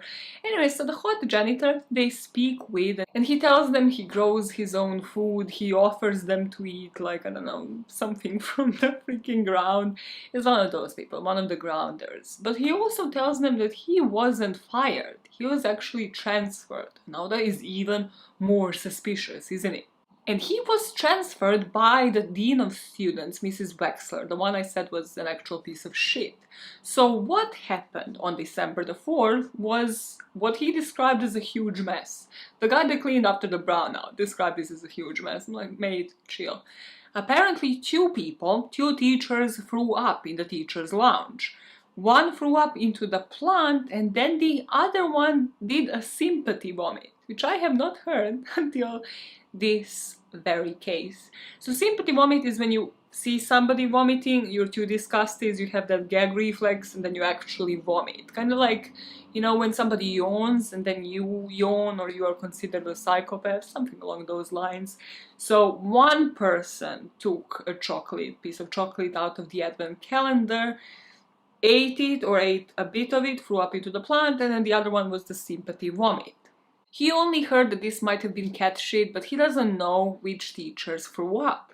But these 2 boys put their detective skills to the test, and they find out that there were 5 teachers who were free during that period. So which one ate shit? The question of the day. Well, they start questioning them, and of course none of them admit to eating shit, but you're thinking, okay, maybe it is because they're embarrassed, like, you know, it's not like every day that you get to eat shit and then tell somebody about it. But then you kind of notice that all of them are saying the same thing, as if they were prepped by somebody. And that somebody was probably Mrs. Wexler. One of the teachers they focus on in particular, and this guy is called Mr. Fernandez. So the producers find out from these students that they thought on that day all of the classes would be cancelled because of all of the threats, because the shit launcher literally just happened. But then they walk into Mr. Fernandez's class and they were supposed to have a test, but they find out they're having a substitute teacher for that day because Fernandez left halfway through the day.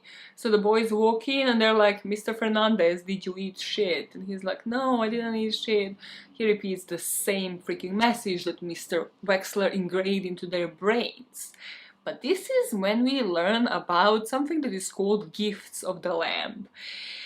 This is one of those things that rich school do that, again, I do not completely understand, but it is one of those charitable events where they dispatch all of these rich kids to like a poor people country and they do some charity work with children, but they also stay at the richest hotel, like a resort level. And of course, most of the kids want to be in on it, but also there is an incentive for the teachers to join this. So they do like this draw, it's very political. They do this whole draw every year of like which teachers are going to go and chaperone the kids. For this year's Gifts of the Lamb, there was already a list with the teachers that were supposed to go, but then suddenly 4th of December comes around, this 4th attack comes around, and then the day after, the list is revised and Fernandez is on it, the guy that they're heavily suspecting ate shit. And they thought maybe Mrs. Wexler rigged this year's chaperone system in order to keep his mouth shut. Or maybe, according to DeMarcus, he was just obsessed with washing his anus in a bidet yet again. Because DeMarcus loved how bidets work. He was obsessed, okay? He finally understood the purpose. He said it streams a bit of water up your ass and that it is a bit gay, but finally, when you realize where your G-spot is, everything makes sense, doesn't it? Okay, I need to reconsider my life choices right now. Pegging. Allow your girlfriends and wives to peg you. Totally not a personal story and a personal message to my own husband. Moving on. Now it seems like they're drawing to a close. It seems like they're closer to the truth than ever. So Kevin feels like freedom is nearby, like he's soon gonna get rid of that ankle bracelet, life is gonna be the same. He might even be able to return to the school. The boys are really thinking they're in on something with this fourth crime, but Mrs. Wexler isn't talking. So Chloe suggests that they bug her and she's gonna go into her office. They need to speak anyways about her like uni plans. So they put a little microphone on her and Chloe goes in and she just is blatant. She just like immediately says she knows the fourth crime has happened, she knows teachers ate shit. And Mrs. Wexler basically tells her to think about her future, that Kevin probably did it with the help of a friend, and that it isn't in her best interest to start up this conversation. So Chloe's like, is this a threat? Because this sounds like a threat. To which Mrs. Wexler responds that there are felony charges attached to this crime, so that she should rethink having this conversation. Shady bitch. Shady, shady bitch. If it wasn't for the mental levels of the Turd Burglar, I know this is fictional, but if it wasn't for the mental state of this deranged person, she would have gotten away with it, like Kevin would have been falsely accused forever. Okay, jumping the gun. After this conversation, the mood is quite gloomy. Kevin feels like he's bringing his friends down with him. Chloe is saying that she is not gonna join his pity party because she has lost friends as well, because she is on his side. And then Kevin, in those downtime moments, as it usually happens, has a light bulb moment. His locker in the school is actually right across the teacher's lounge. Like, bitch, why didn't you think about this in the first episode? Anyways, so he is like, you know what, you can use my locker, here's the key to it or whatever, and put the camera inside of it so that it can overlook the teacher's lounge and we can see if there's anything odd, if there's maybe a student coming out of it. And what do you know? They see a student coming out of the teacher's lounge that cannot be accessed by students. And that student is Lou, DeMarcus's best friend and really a shadow, sidekick, or a shadow. Definition of a shadow of a man. With this footage, they go to Coach Devlin. They're like, hey, so funny this, can you explain it? Coach Devlin, of course, says yes. You see how everything around DeMarcus is about him, right? About the business? Well, Lou is very protective of his friend and he's very focused on DeMarcus achieving everything. So every day, the coach gives him the key to go into the teacher's lounge because it has microwave and this is where he warms up his lunch. Everything is structured about DeMarcus's life, but honestly, if somebody was to be like, yeah, you little bitch ass, go and every day warm up your friend's lunch because they're more successful than you, I don't know. I don't know if my pettiness would allow it.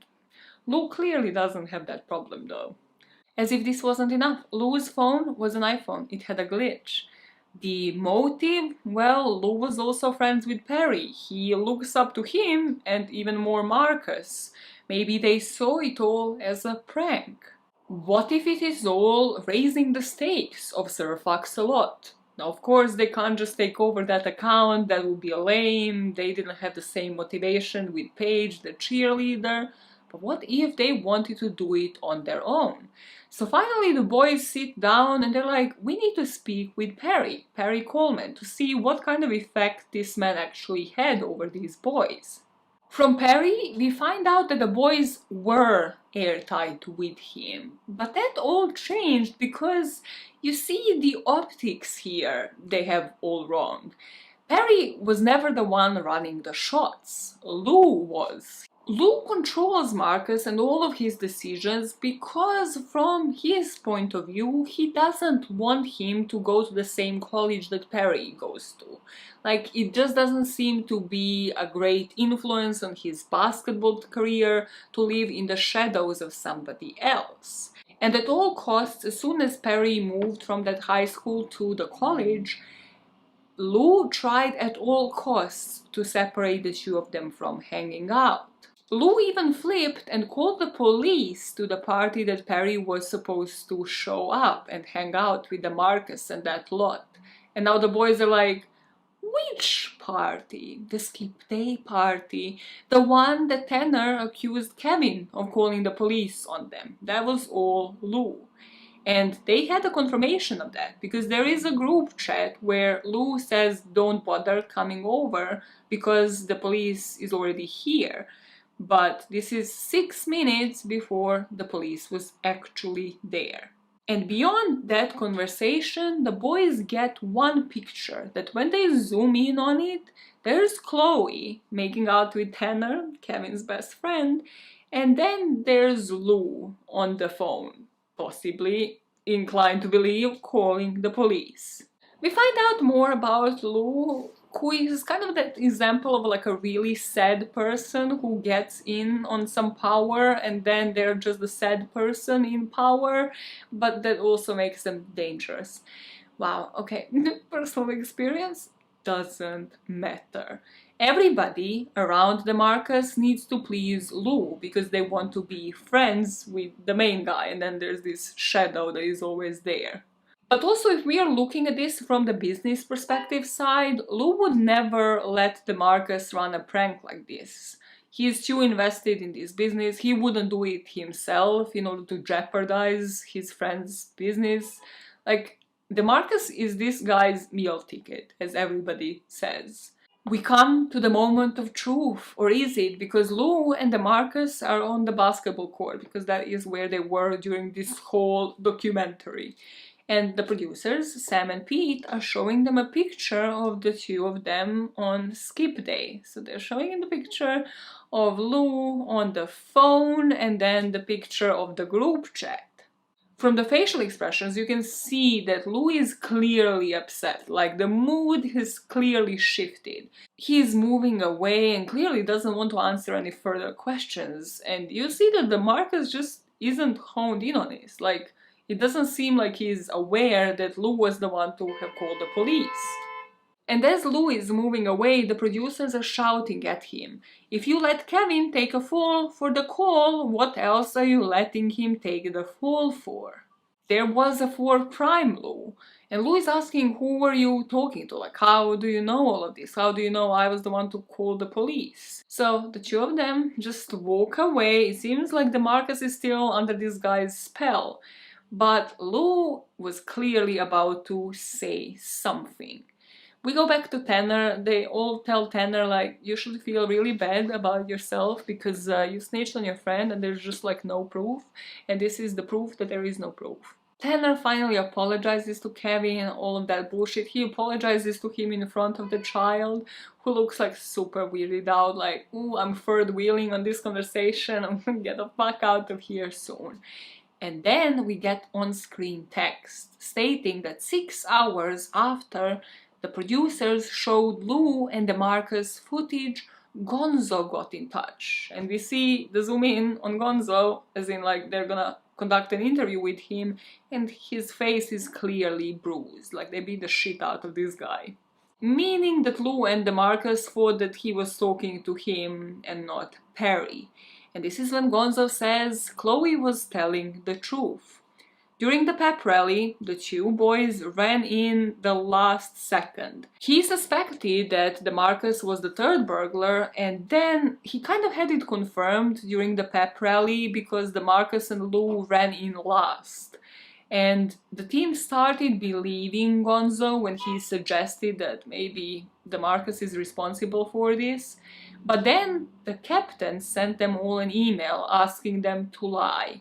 We see the email on the screen that says, just to refresh everyone's memory, do you have dementia? Maybe I can refresh your memory. After chatting with Gonzo, Pete is like, well, we are clearly in on something. Like, let us DM the third burglar again, see if we can provoke him.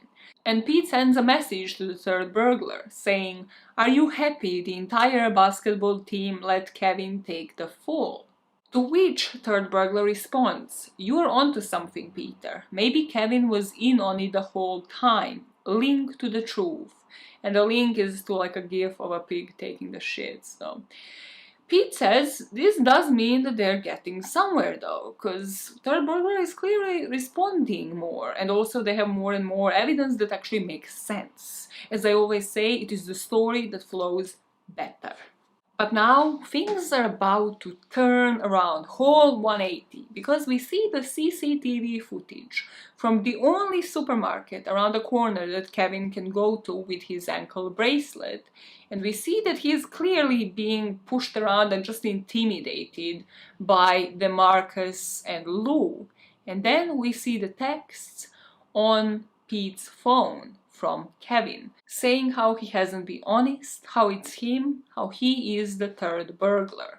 At this point, the producers don't know of that CCTV footage, of that intimidation, so they go to Kevin, knock on his door, they're trying to figure out why did he suddenly send that message and then blocked all of them. And then they ask Chloe to help them, so they head to the only other place that Kevin would have access to, that 24/7 shop.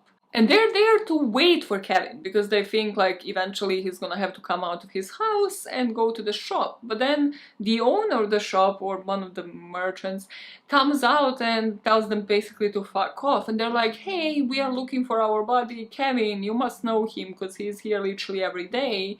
And this guy says to them like, yeah, I banned him from the shop yesterday, like I actually had to kick him out. So they go in and start sucking up to this man to give them the story, and he isn't caving in. So one person is like, I'm gonna buy 7 caps and like this snow globe if you give us the CCTV footage.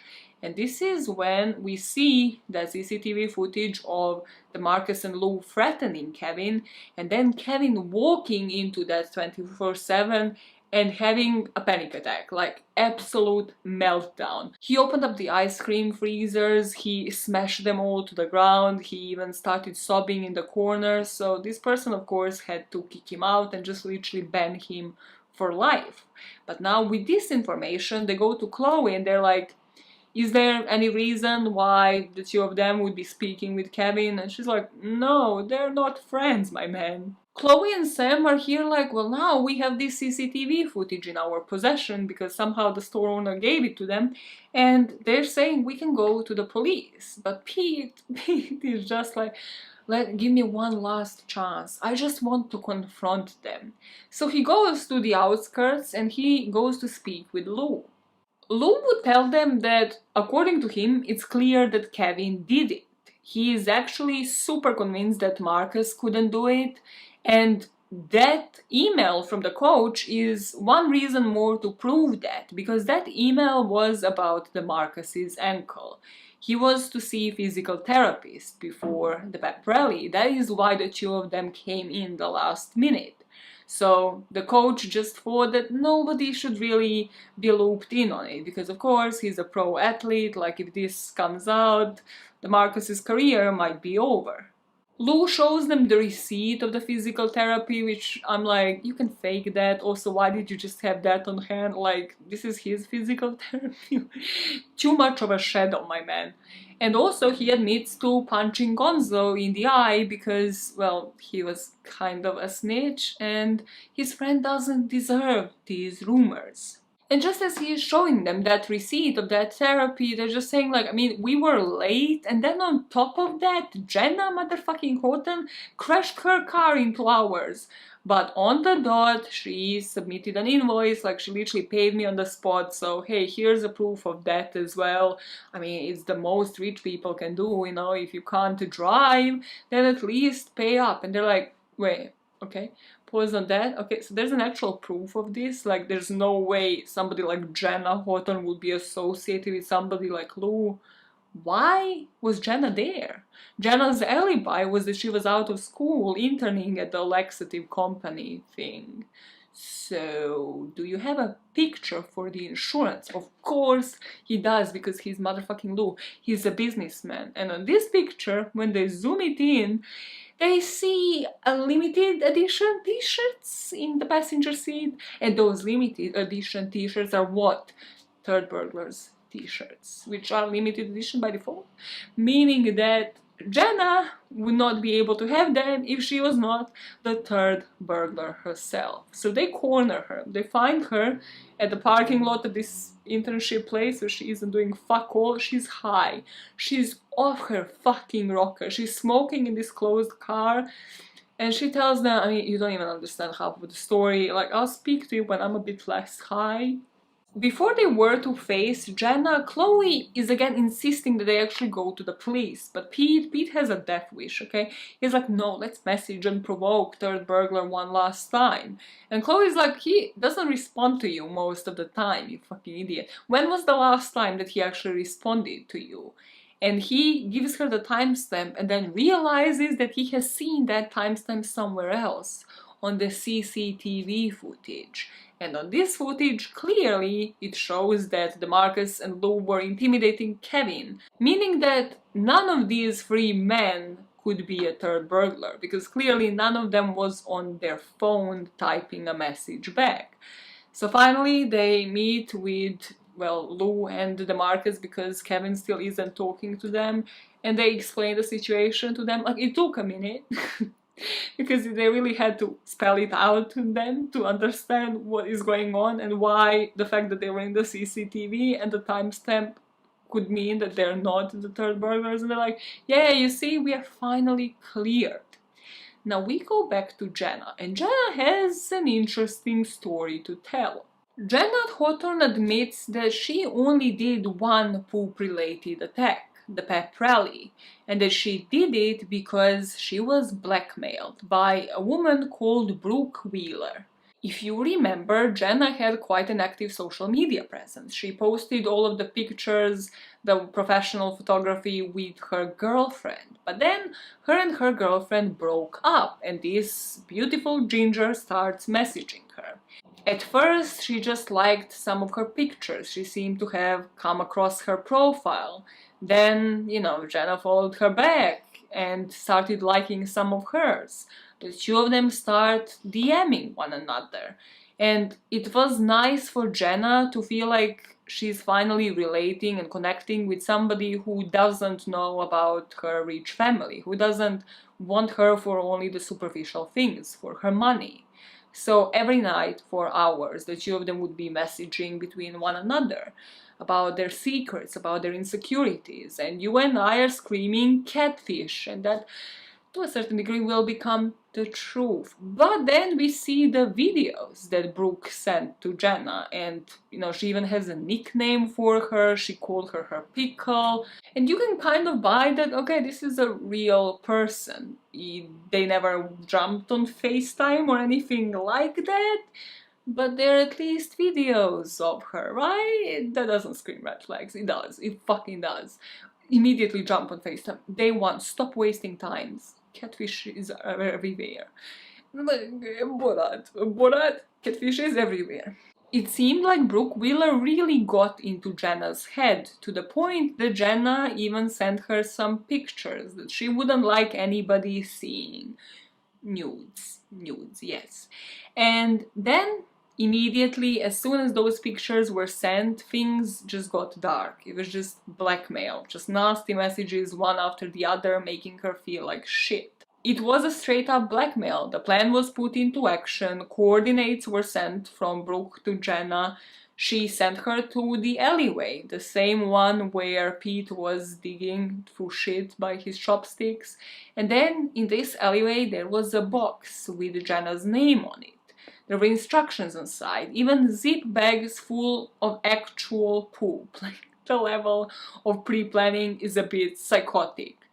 Coach's office was to be open during the rally, so even though she isn't supposed to be there, she shouldn't be found. She was just to go and replace the shirts. The instructions were even showing step-by-step tutorials of how to roll the shirts into the shirt launcher.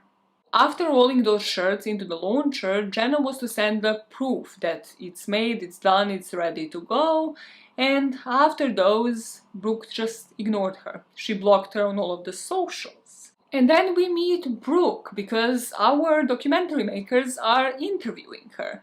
But she isn't Brooke. She doesn't know the name Brooke, she doesn't know of her Jenna, she's Abby Samuels.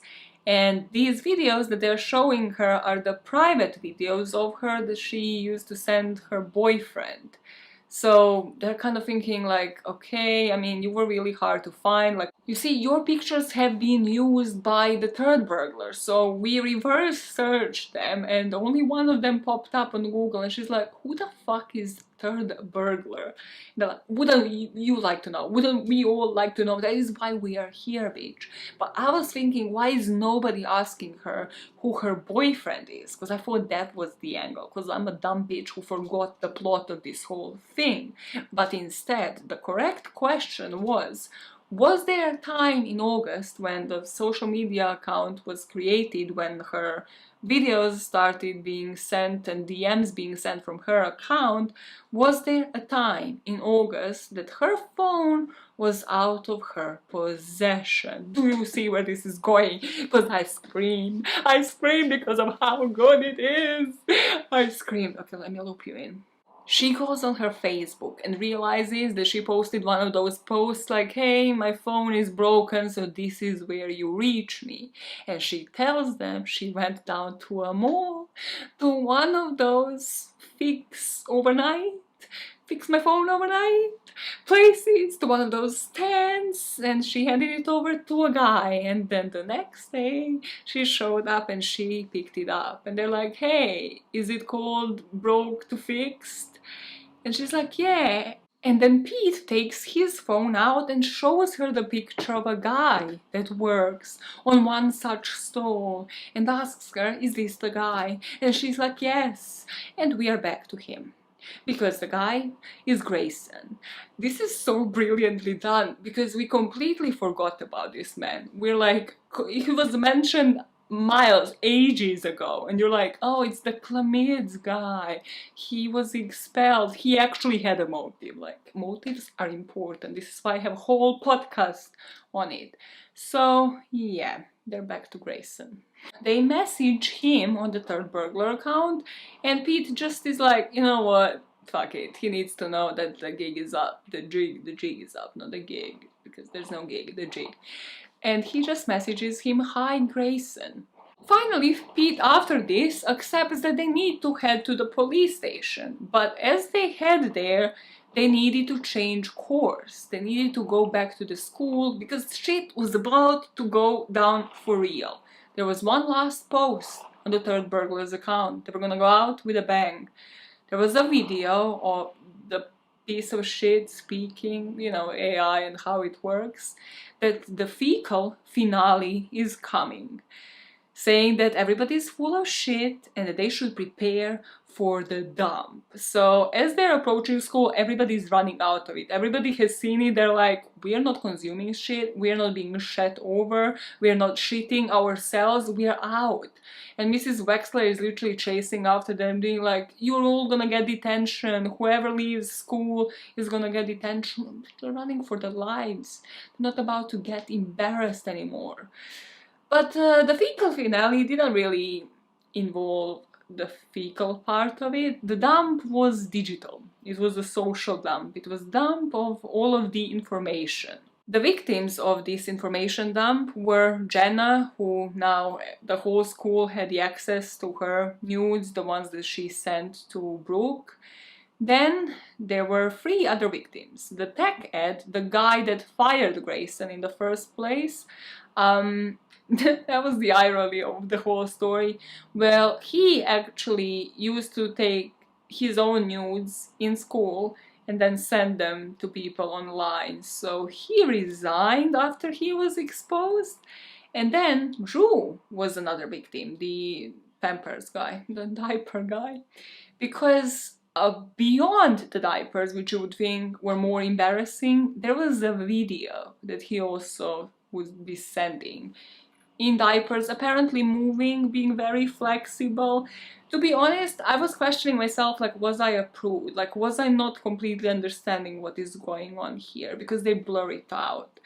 And tell me what you interpreted this as, because I interpreted it in the wildest possible ways. And then the 4th victim was the Marcus. So there were pictures of his drunk that they also sent out. Also, these were blurred out in quite a suggestive way, may I add so. Because of course his abs are completely showing, but then the drunk part that was blurred out leads us to believe that he's quite well hung. And I was like, was this the whole point of the series? Okay, the Marcus, whatever his name is, because he is like the internet celebrity as well. I was like, mate, mate, was the whole point to make this series, to show to the public that you're well hung. Because, I mean, would I put it past anybody? Would I, if I had to prove what? Finish the sentence. How would you prove anything? There was this Big Mouth. Big Mouth released a new season, and episode 2, I think, the one that talks about their insecurities, I found very triggering. Because there's, among one of the insecurities is camel toe. And it's like very meaty and weird. Is that what you were thinking about? Like, but why would people wouldn't find that attractive? People don't necessarily find camel toes attractive, or do they? What was the point of this segue? Go back to the story right now. So 4 victims, 4 crimes. Connect the dots. There were 4 people that were blackmailed into those crimes. So now they go to each and every person to find out how the fuck did this come about? Why did they allow themselves to be blackmailed by this Brooke girl? The tech guy, the tech teacher, did the calendar. Then shit launcher was Jenna. So that leaves us with 2 people. The producers go to the hood to speak to the Marcus, and Lou and his own dad try to prevent this from happening, but the Marcus still goes out because he likes the publicity. What can you say? He wants to explain his side of the story. And he says it's embarrassing, people just don't understand circumcised dicks. But he was the one behind the poop piñata. The way it happened was very similar. Like, he found a box in an alley, and it consisted of the card, all of the instructions. There were all of the pictures in there as well to remind him what's at stake. And then they ask him, like, why Brooke? Like, why did you continue chatting? Like, you have the access to everybody in school, like all of the real people, all of the real girls. And he says, well, he just wanted it to be real. She liked him, and it's hard to know what's real when no one is real with you. Which is one of the deepest lines of this whole series. Like, there were ones that I was like, wow, this actually took me by surprise, especially because it comes from like the Marcus, who has like half a brain in this series. So back from being deep, though, this is immediately broken, this deep moment. They're like, no, humor, insert it in right now. He's like, did you guys see my dick pic? Like, my well hung, you approve? Cool. Now, they go to Drew because the only logical option is that Drew did the brownout. He was the 4th victim of being blackmailed. But he said he didn't do it. Brooke asked him and he said no, so she leaked the pictures. And apparently the way the hook here was the diaper fetish, or whatever you would want to call it, that is how she got him hooked. But he didn't say anything. He didn't say that, you know, he was being blackmailed, or he didn't fess up to anything, because she still had that video. So technically, Pete and Sam are back to square one. They still need to resolve one piece of puzzle. And they turn to the 4chan videos that Grayson made after he was expelled. And as you could imagine, it's just rants. It's like the religious guy did on Jesus, this guy did calling everybody all sorts of names, saying how they're all fake, how all of their social media presence is amazing, but they're all full of shit. With Grayson's court documents, we will find out that he actually reached out to as many people as he could as Brooke Wheeler. He emailed even the religious dude, like, what do you have on him, my man? Like, he tried to blackmail as many people as possible. But the person he was communicating with the most, his longest exchange, was Kevin McLean. We zoom in on Kevin, who says, "I'm sorry, Peter, I couldn't tell anybody. I was the one behind the brownout." But the catch is, Kevin wasn't blackmailed. He actually bonded with Brooke. They bonded over Shitstain McLean, they spoke about Nick and how that whole prank came about the Fruit Ninja, about the bullying. And Brooke was really stroking his ego, saying how he should show them, how he should do this in such a way where it would almost impress her. She would feel so proud of him if he was finally to do this prank and get back at everybody in this school. And she was the one to supply him with maltitol. During the fire drill, just as he said, he found a lemonade dispenser. With the old guy, just as we knew, he knocked over the drink on purpose because he didn't want to feel responsible for somebody actually dying. But then, once it happened, he said it was soul-shaking, like he immediately regretted it. It was just like a bad dream. But the Marcus figured it out because they were both getting blackmailed. So the pictures and the convos were released, and this was why the Marcus was threatening him in front of the store, because Brooke started blackmailing him that she's going to expose the pictures of his junk. But unlike with the Marcus and everybody else, where Brooke would block them immediately, here, the day after the brownout, Kevin was supposed to meet up with Brooke. And now we go back to the trip to Dorsey's, to that shop. Kevin wasn't buying laxatives, he was buying sexual paraphernalia, as he calls it, which is just literally condoms and lube. Because he was supposed to meet Brooke in this hotel. And then we see poor Kevin just sitting in this hotel waiting for a woman that is not gonna show up, because she's a catfish, it's not even a woman. And he just waited and waited, and then received one final message: "You are full of shit."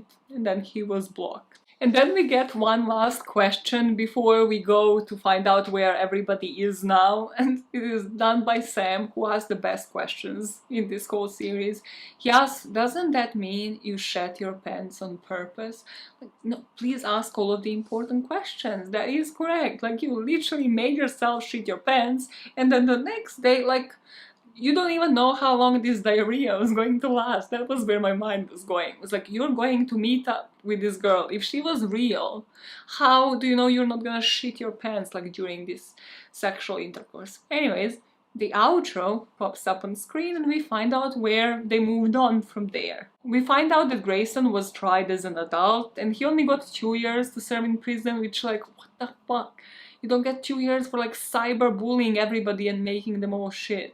Anyways, apparently he only got that. The tech teacher's license was revoked. Mrs. Wexler had to resign. She's like, yeah, the best fucking news in this whole series. The Marcus and Jenna got community service only, and Kevin's sentence remained at 9 months of house arrest because he still did quite a lot of damage. We move forward all the way to June 2018, where the Marcus is the prime star of this outro. He's saying, you know, life is quite like basketball. In real life, he felt like he was on the bench, but then he got off the bench. He got his own driver's license. He isn't driven around by the shadow of a man that Lou was, and he is making his own decisions. And you see the zoom in on Lou on one of the Marcus's matches just being gutted about this, being like, how the fuck did this go so wrong? Like, I lost my meal ticket, for fuck's sake, because of this documentary. We go to Kevin, who plans to go to a public school. For a change, he's not going to return, even though he could. And Tanner and Chloe are back into his life. He hopes the producers keep in touch. And you kind of get that feeling of like, oh, he's still a sad little creature, but at least maybe he learned the lesson in this, and he's gonna start fucking real girls. I don't know, what was the moral of the story? And then we get the outro from the producers. We are the first generation that gets to live twice. One of our lives is experienced and the other one is curated. And I found that to be like one of the deepest lines on a TV show. I was like, wow, I don't mean to get emotional, but like, how did we get here? From all of the comedy and jokes, I was like, why are you ending on a deep note? And also it probably means when the show ends in kind of like a closure way, that there's not gonna be a next season, and that's what I fucking hated. Make more seasons, 20 of them, cool. Behind the closed doors, we are all full of shit.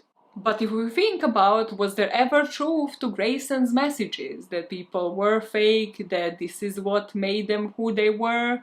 It is imagination that makes us human, it isn't plastic.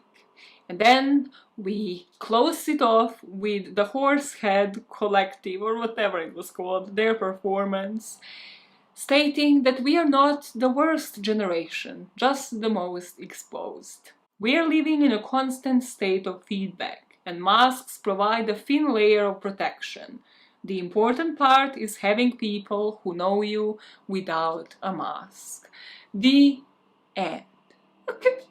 My conclusions, if I even have to utter a word, because I think I'm pretty expressive about how I feel about this show, is it was brilliant. Because what so many actual true crime documentaries don't do, and this is why I don't watch the actual true crime documentaries, rather only the mockumentary versions of them, is that they don't know how to dramatize it in such a way where I would watch it. Like, they don't know how to make you believe like, oh, it's actually, we had all of these suspects and then it was actually none of them. And this mockumentary did that perfectly. Like, I forgot about Grace, I forgot about all of these people. I was like, oh wait, so all of them are like kind of involved. Like, we shouldn't have been buying into all of these alibis.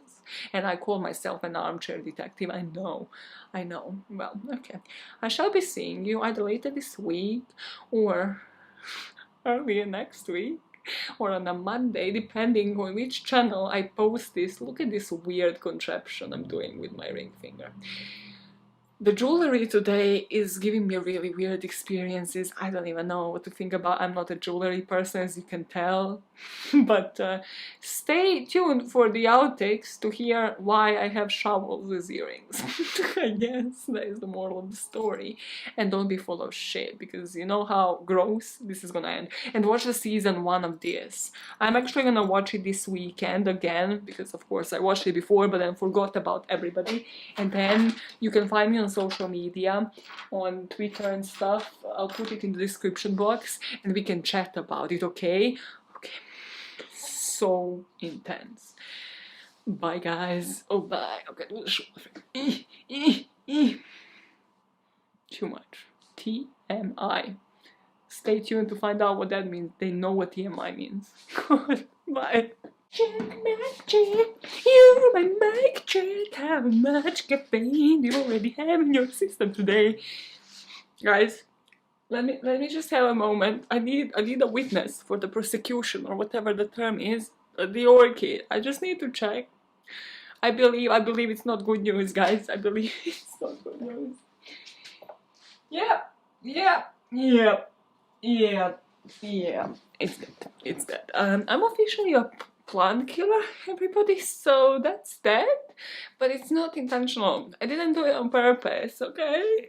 I didn't. I just don't know how to take care of plants. Famously, orchids are the easiest plants to take care of, Maya. You can't even take care of an orchid. This is why I don't have children. Well, that's good to know, at least. Contraception, yay! Everybody take contraception. On the other note, on a happier note, you should have had at least a minute of silence for the fucking orchid. No, on a happier note... What are you doing? Look at me. I have shovels for earrings. Yeah, let's go back from the scene of the crime. I have shovels for earrings. I'm gonna put the Etsy shop in the description box. But you might think, why? Why Maya? Or you might follow me on TikTok where I already made a video that might be removed by this point. It is not because I'm interested in soil or archaeology. Although if the Etsy shop owner was to ask me, that is what I would have said. It isn't because even of this, you know, the true crime. Wait, let me burp. Whoa, that was a violent one. It isn't even about true crime. It isn't even because I want to maybe intimidate somebody and be like, ooh, what am I gonna do with small shovels? Put like those things that used to be like little toys, little Lego boys that used to be in like Kinder eggs. You know what? Those Kinder eggs used to be worth their money. They used to be expensive, but the toy you would get in there, you'd be like, I'm not getting rid of this toy ever. Now you get like these stupid animals. Ugh, Kinder Egg surprise. It's just there's no surprise. You don't want the surprise that is in the Kinder Egg right now. And still, even pricier, if we are really, to be honest. What do you want about? Shovels. Shovels. Shovels. Shovel.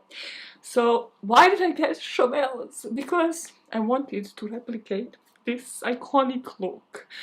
Put it on the screen. Put it on the screen for everybody to see. It's Gail. It's Gail from Bob's Burgers. The most iconic look, but of course she has dicks for earrings.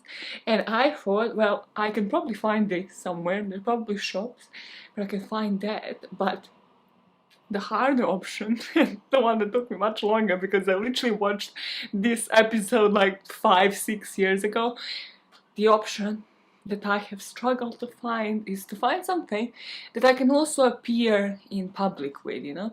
I can wear these earrings in public and then it would lead to weird questions. I can leave them, but I can wear them in public.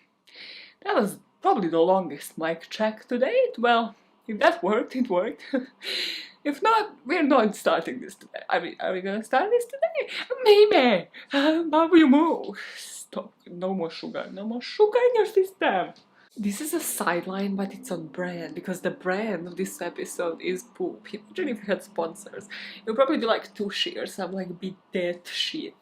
Okay, so did you ever make eye contact with a seagull just as they were about to commit soiling of the ground, just as they were about to expel their poop? The other day I was walking by in a park and the seagull was on top of a bench, you know, like how like there's like the back seat thing. Yeah, they were on top of that and that seagull made eye contact with me and he probably already had a turtleneck, if they do have turtlenecks, and then without any announcement he just expelled something onto the ground. It was like literally seconds have passed. It's like, just like that. I was like, well, at least it wasn't my head. But like, I have been scarred for life. I cannot look at seagulls the same way again. Why am I passing by a freaking park where there's a lake, where there are seagulls? They can do such damage. Imagine if that was my hair. It's like wet and nasty. Yeah, no, please give them the details. Give them all of the TMI.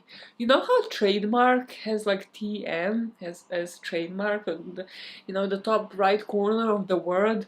Well, mine would be TMI. If I was a brand, if I had like a proper merch brand, that would be it. It would just be like Maya and TMI on the top right corner.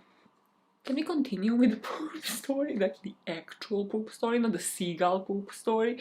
I bet everybody would benefit from this sideline. You bet, yeah? How much would you bet? Would you even bet a $5, which is like your top betting point? No, I wouldn't. Why would you? Why would you? It's a seagull shitting story. Why would you bet anything on it? Also, what are the stakes? What are you betting for or against? This is why I don't play poker. Wow. So much to learn, so much about me today. So much about me.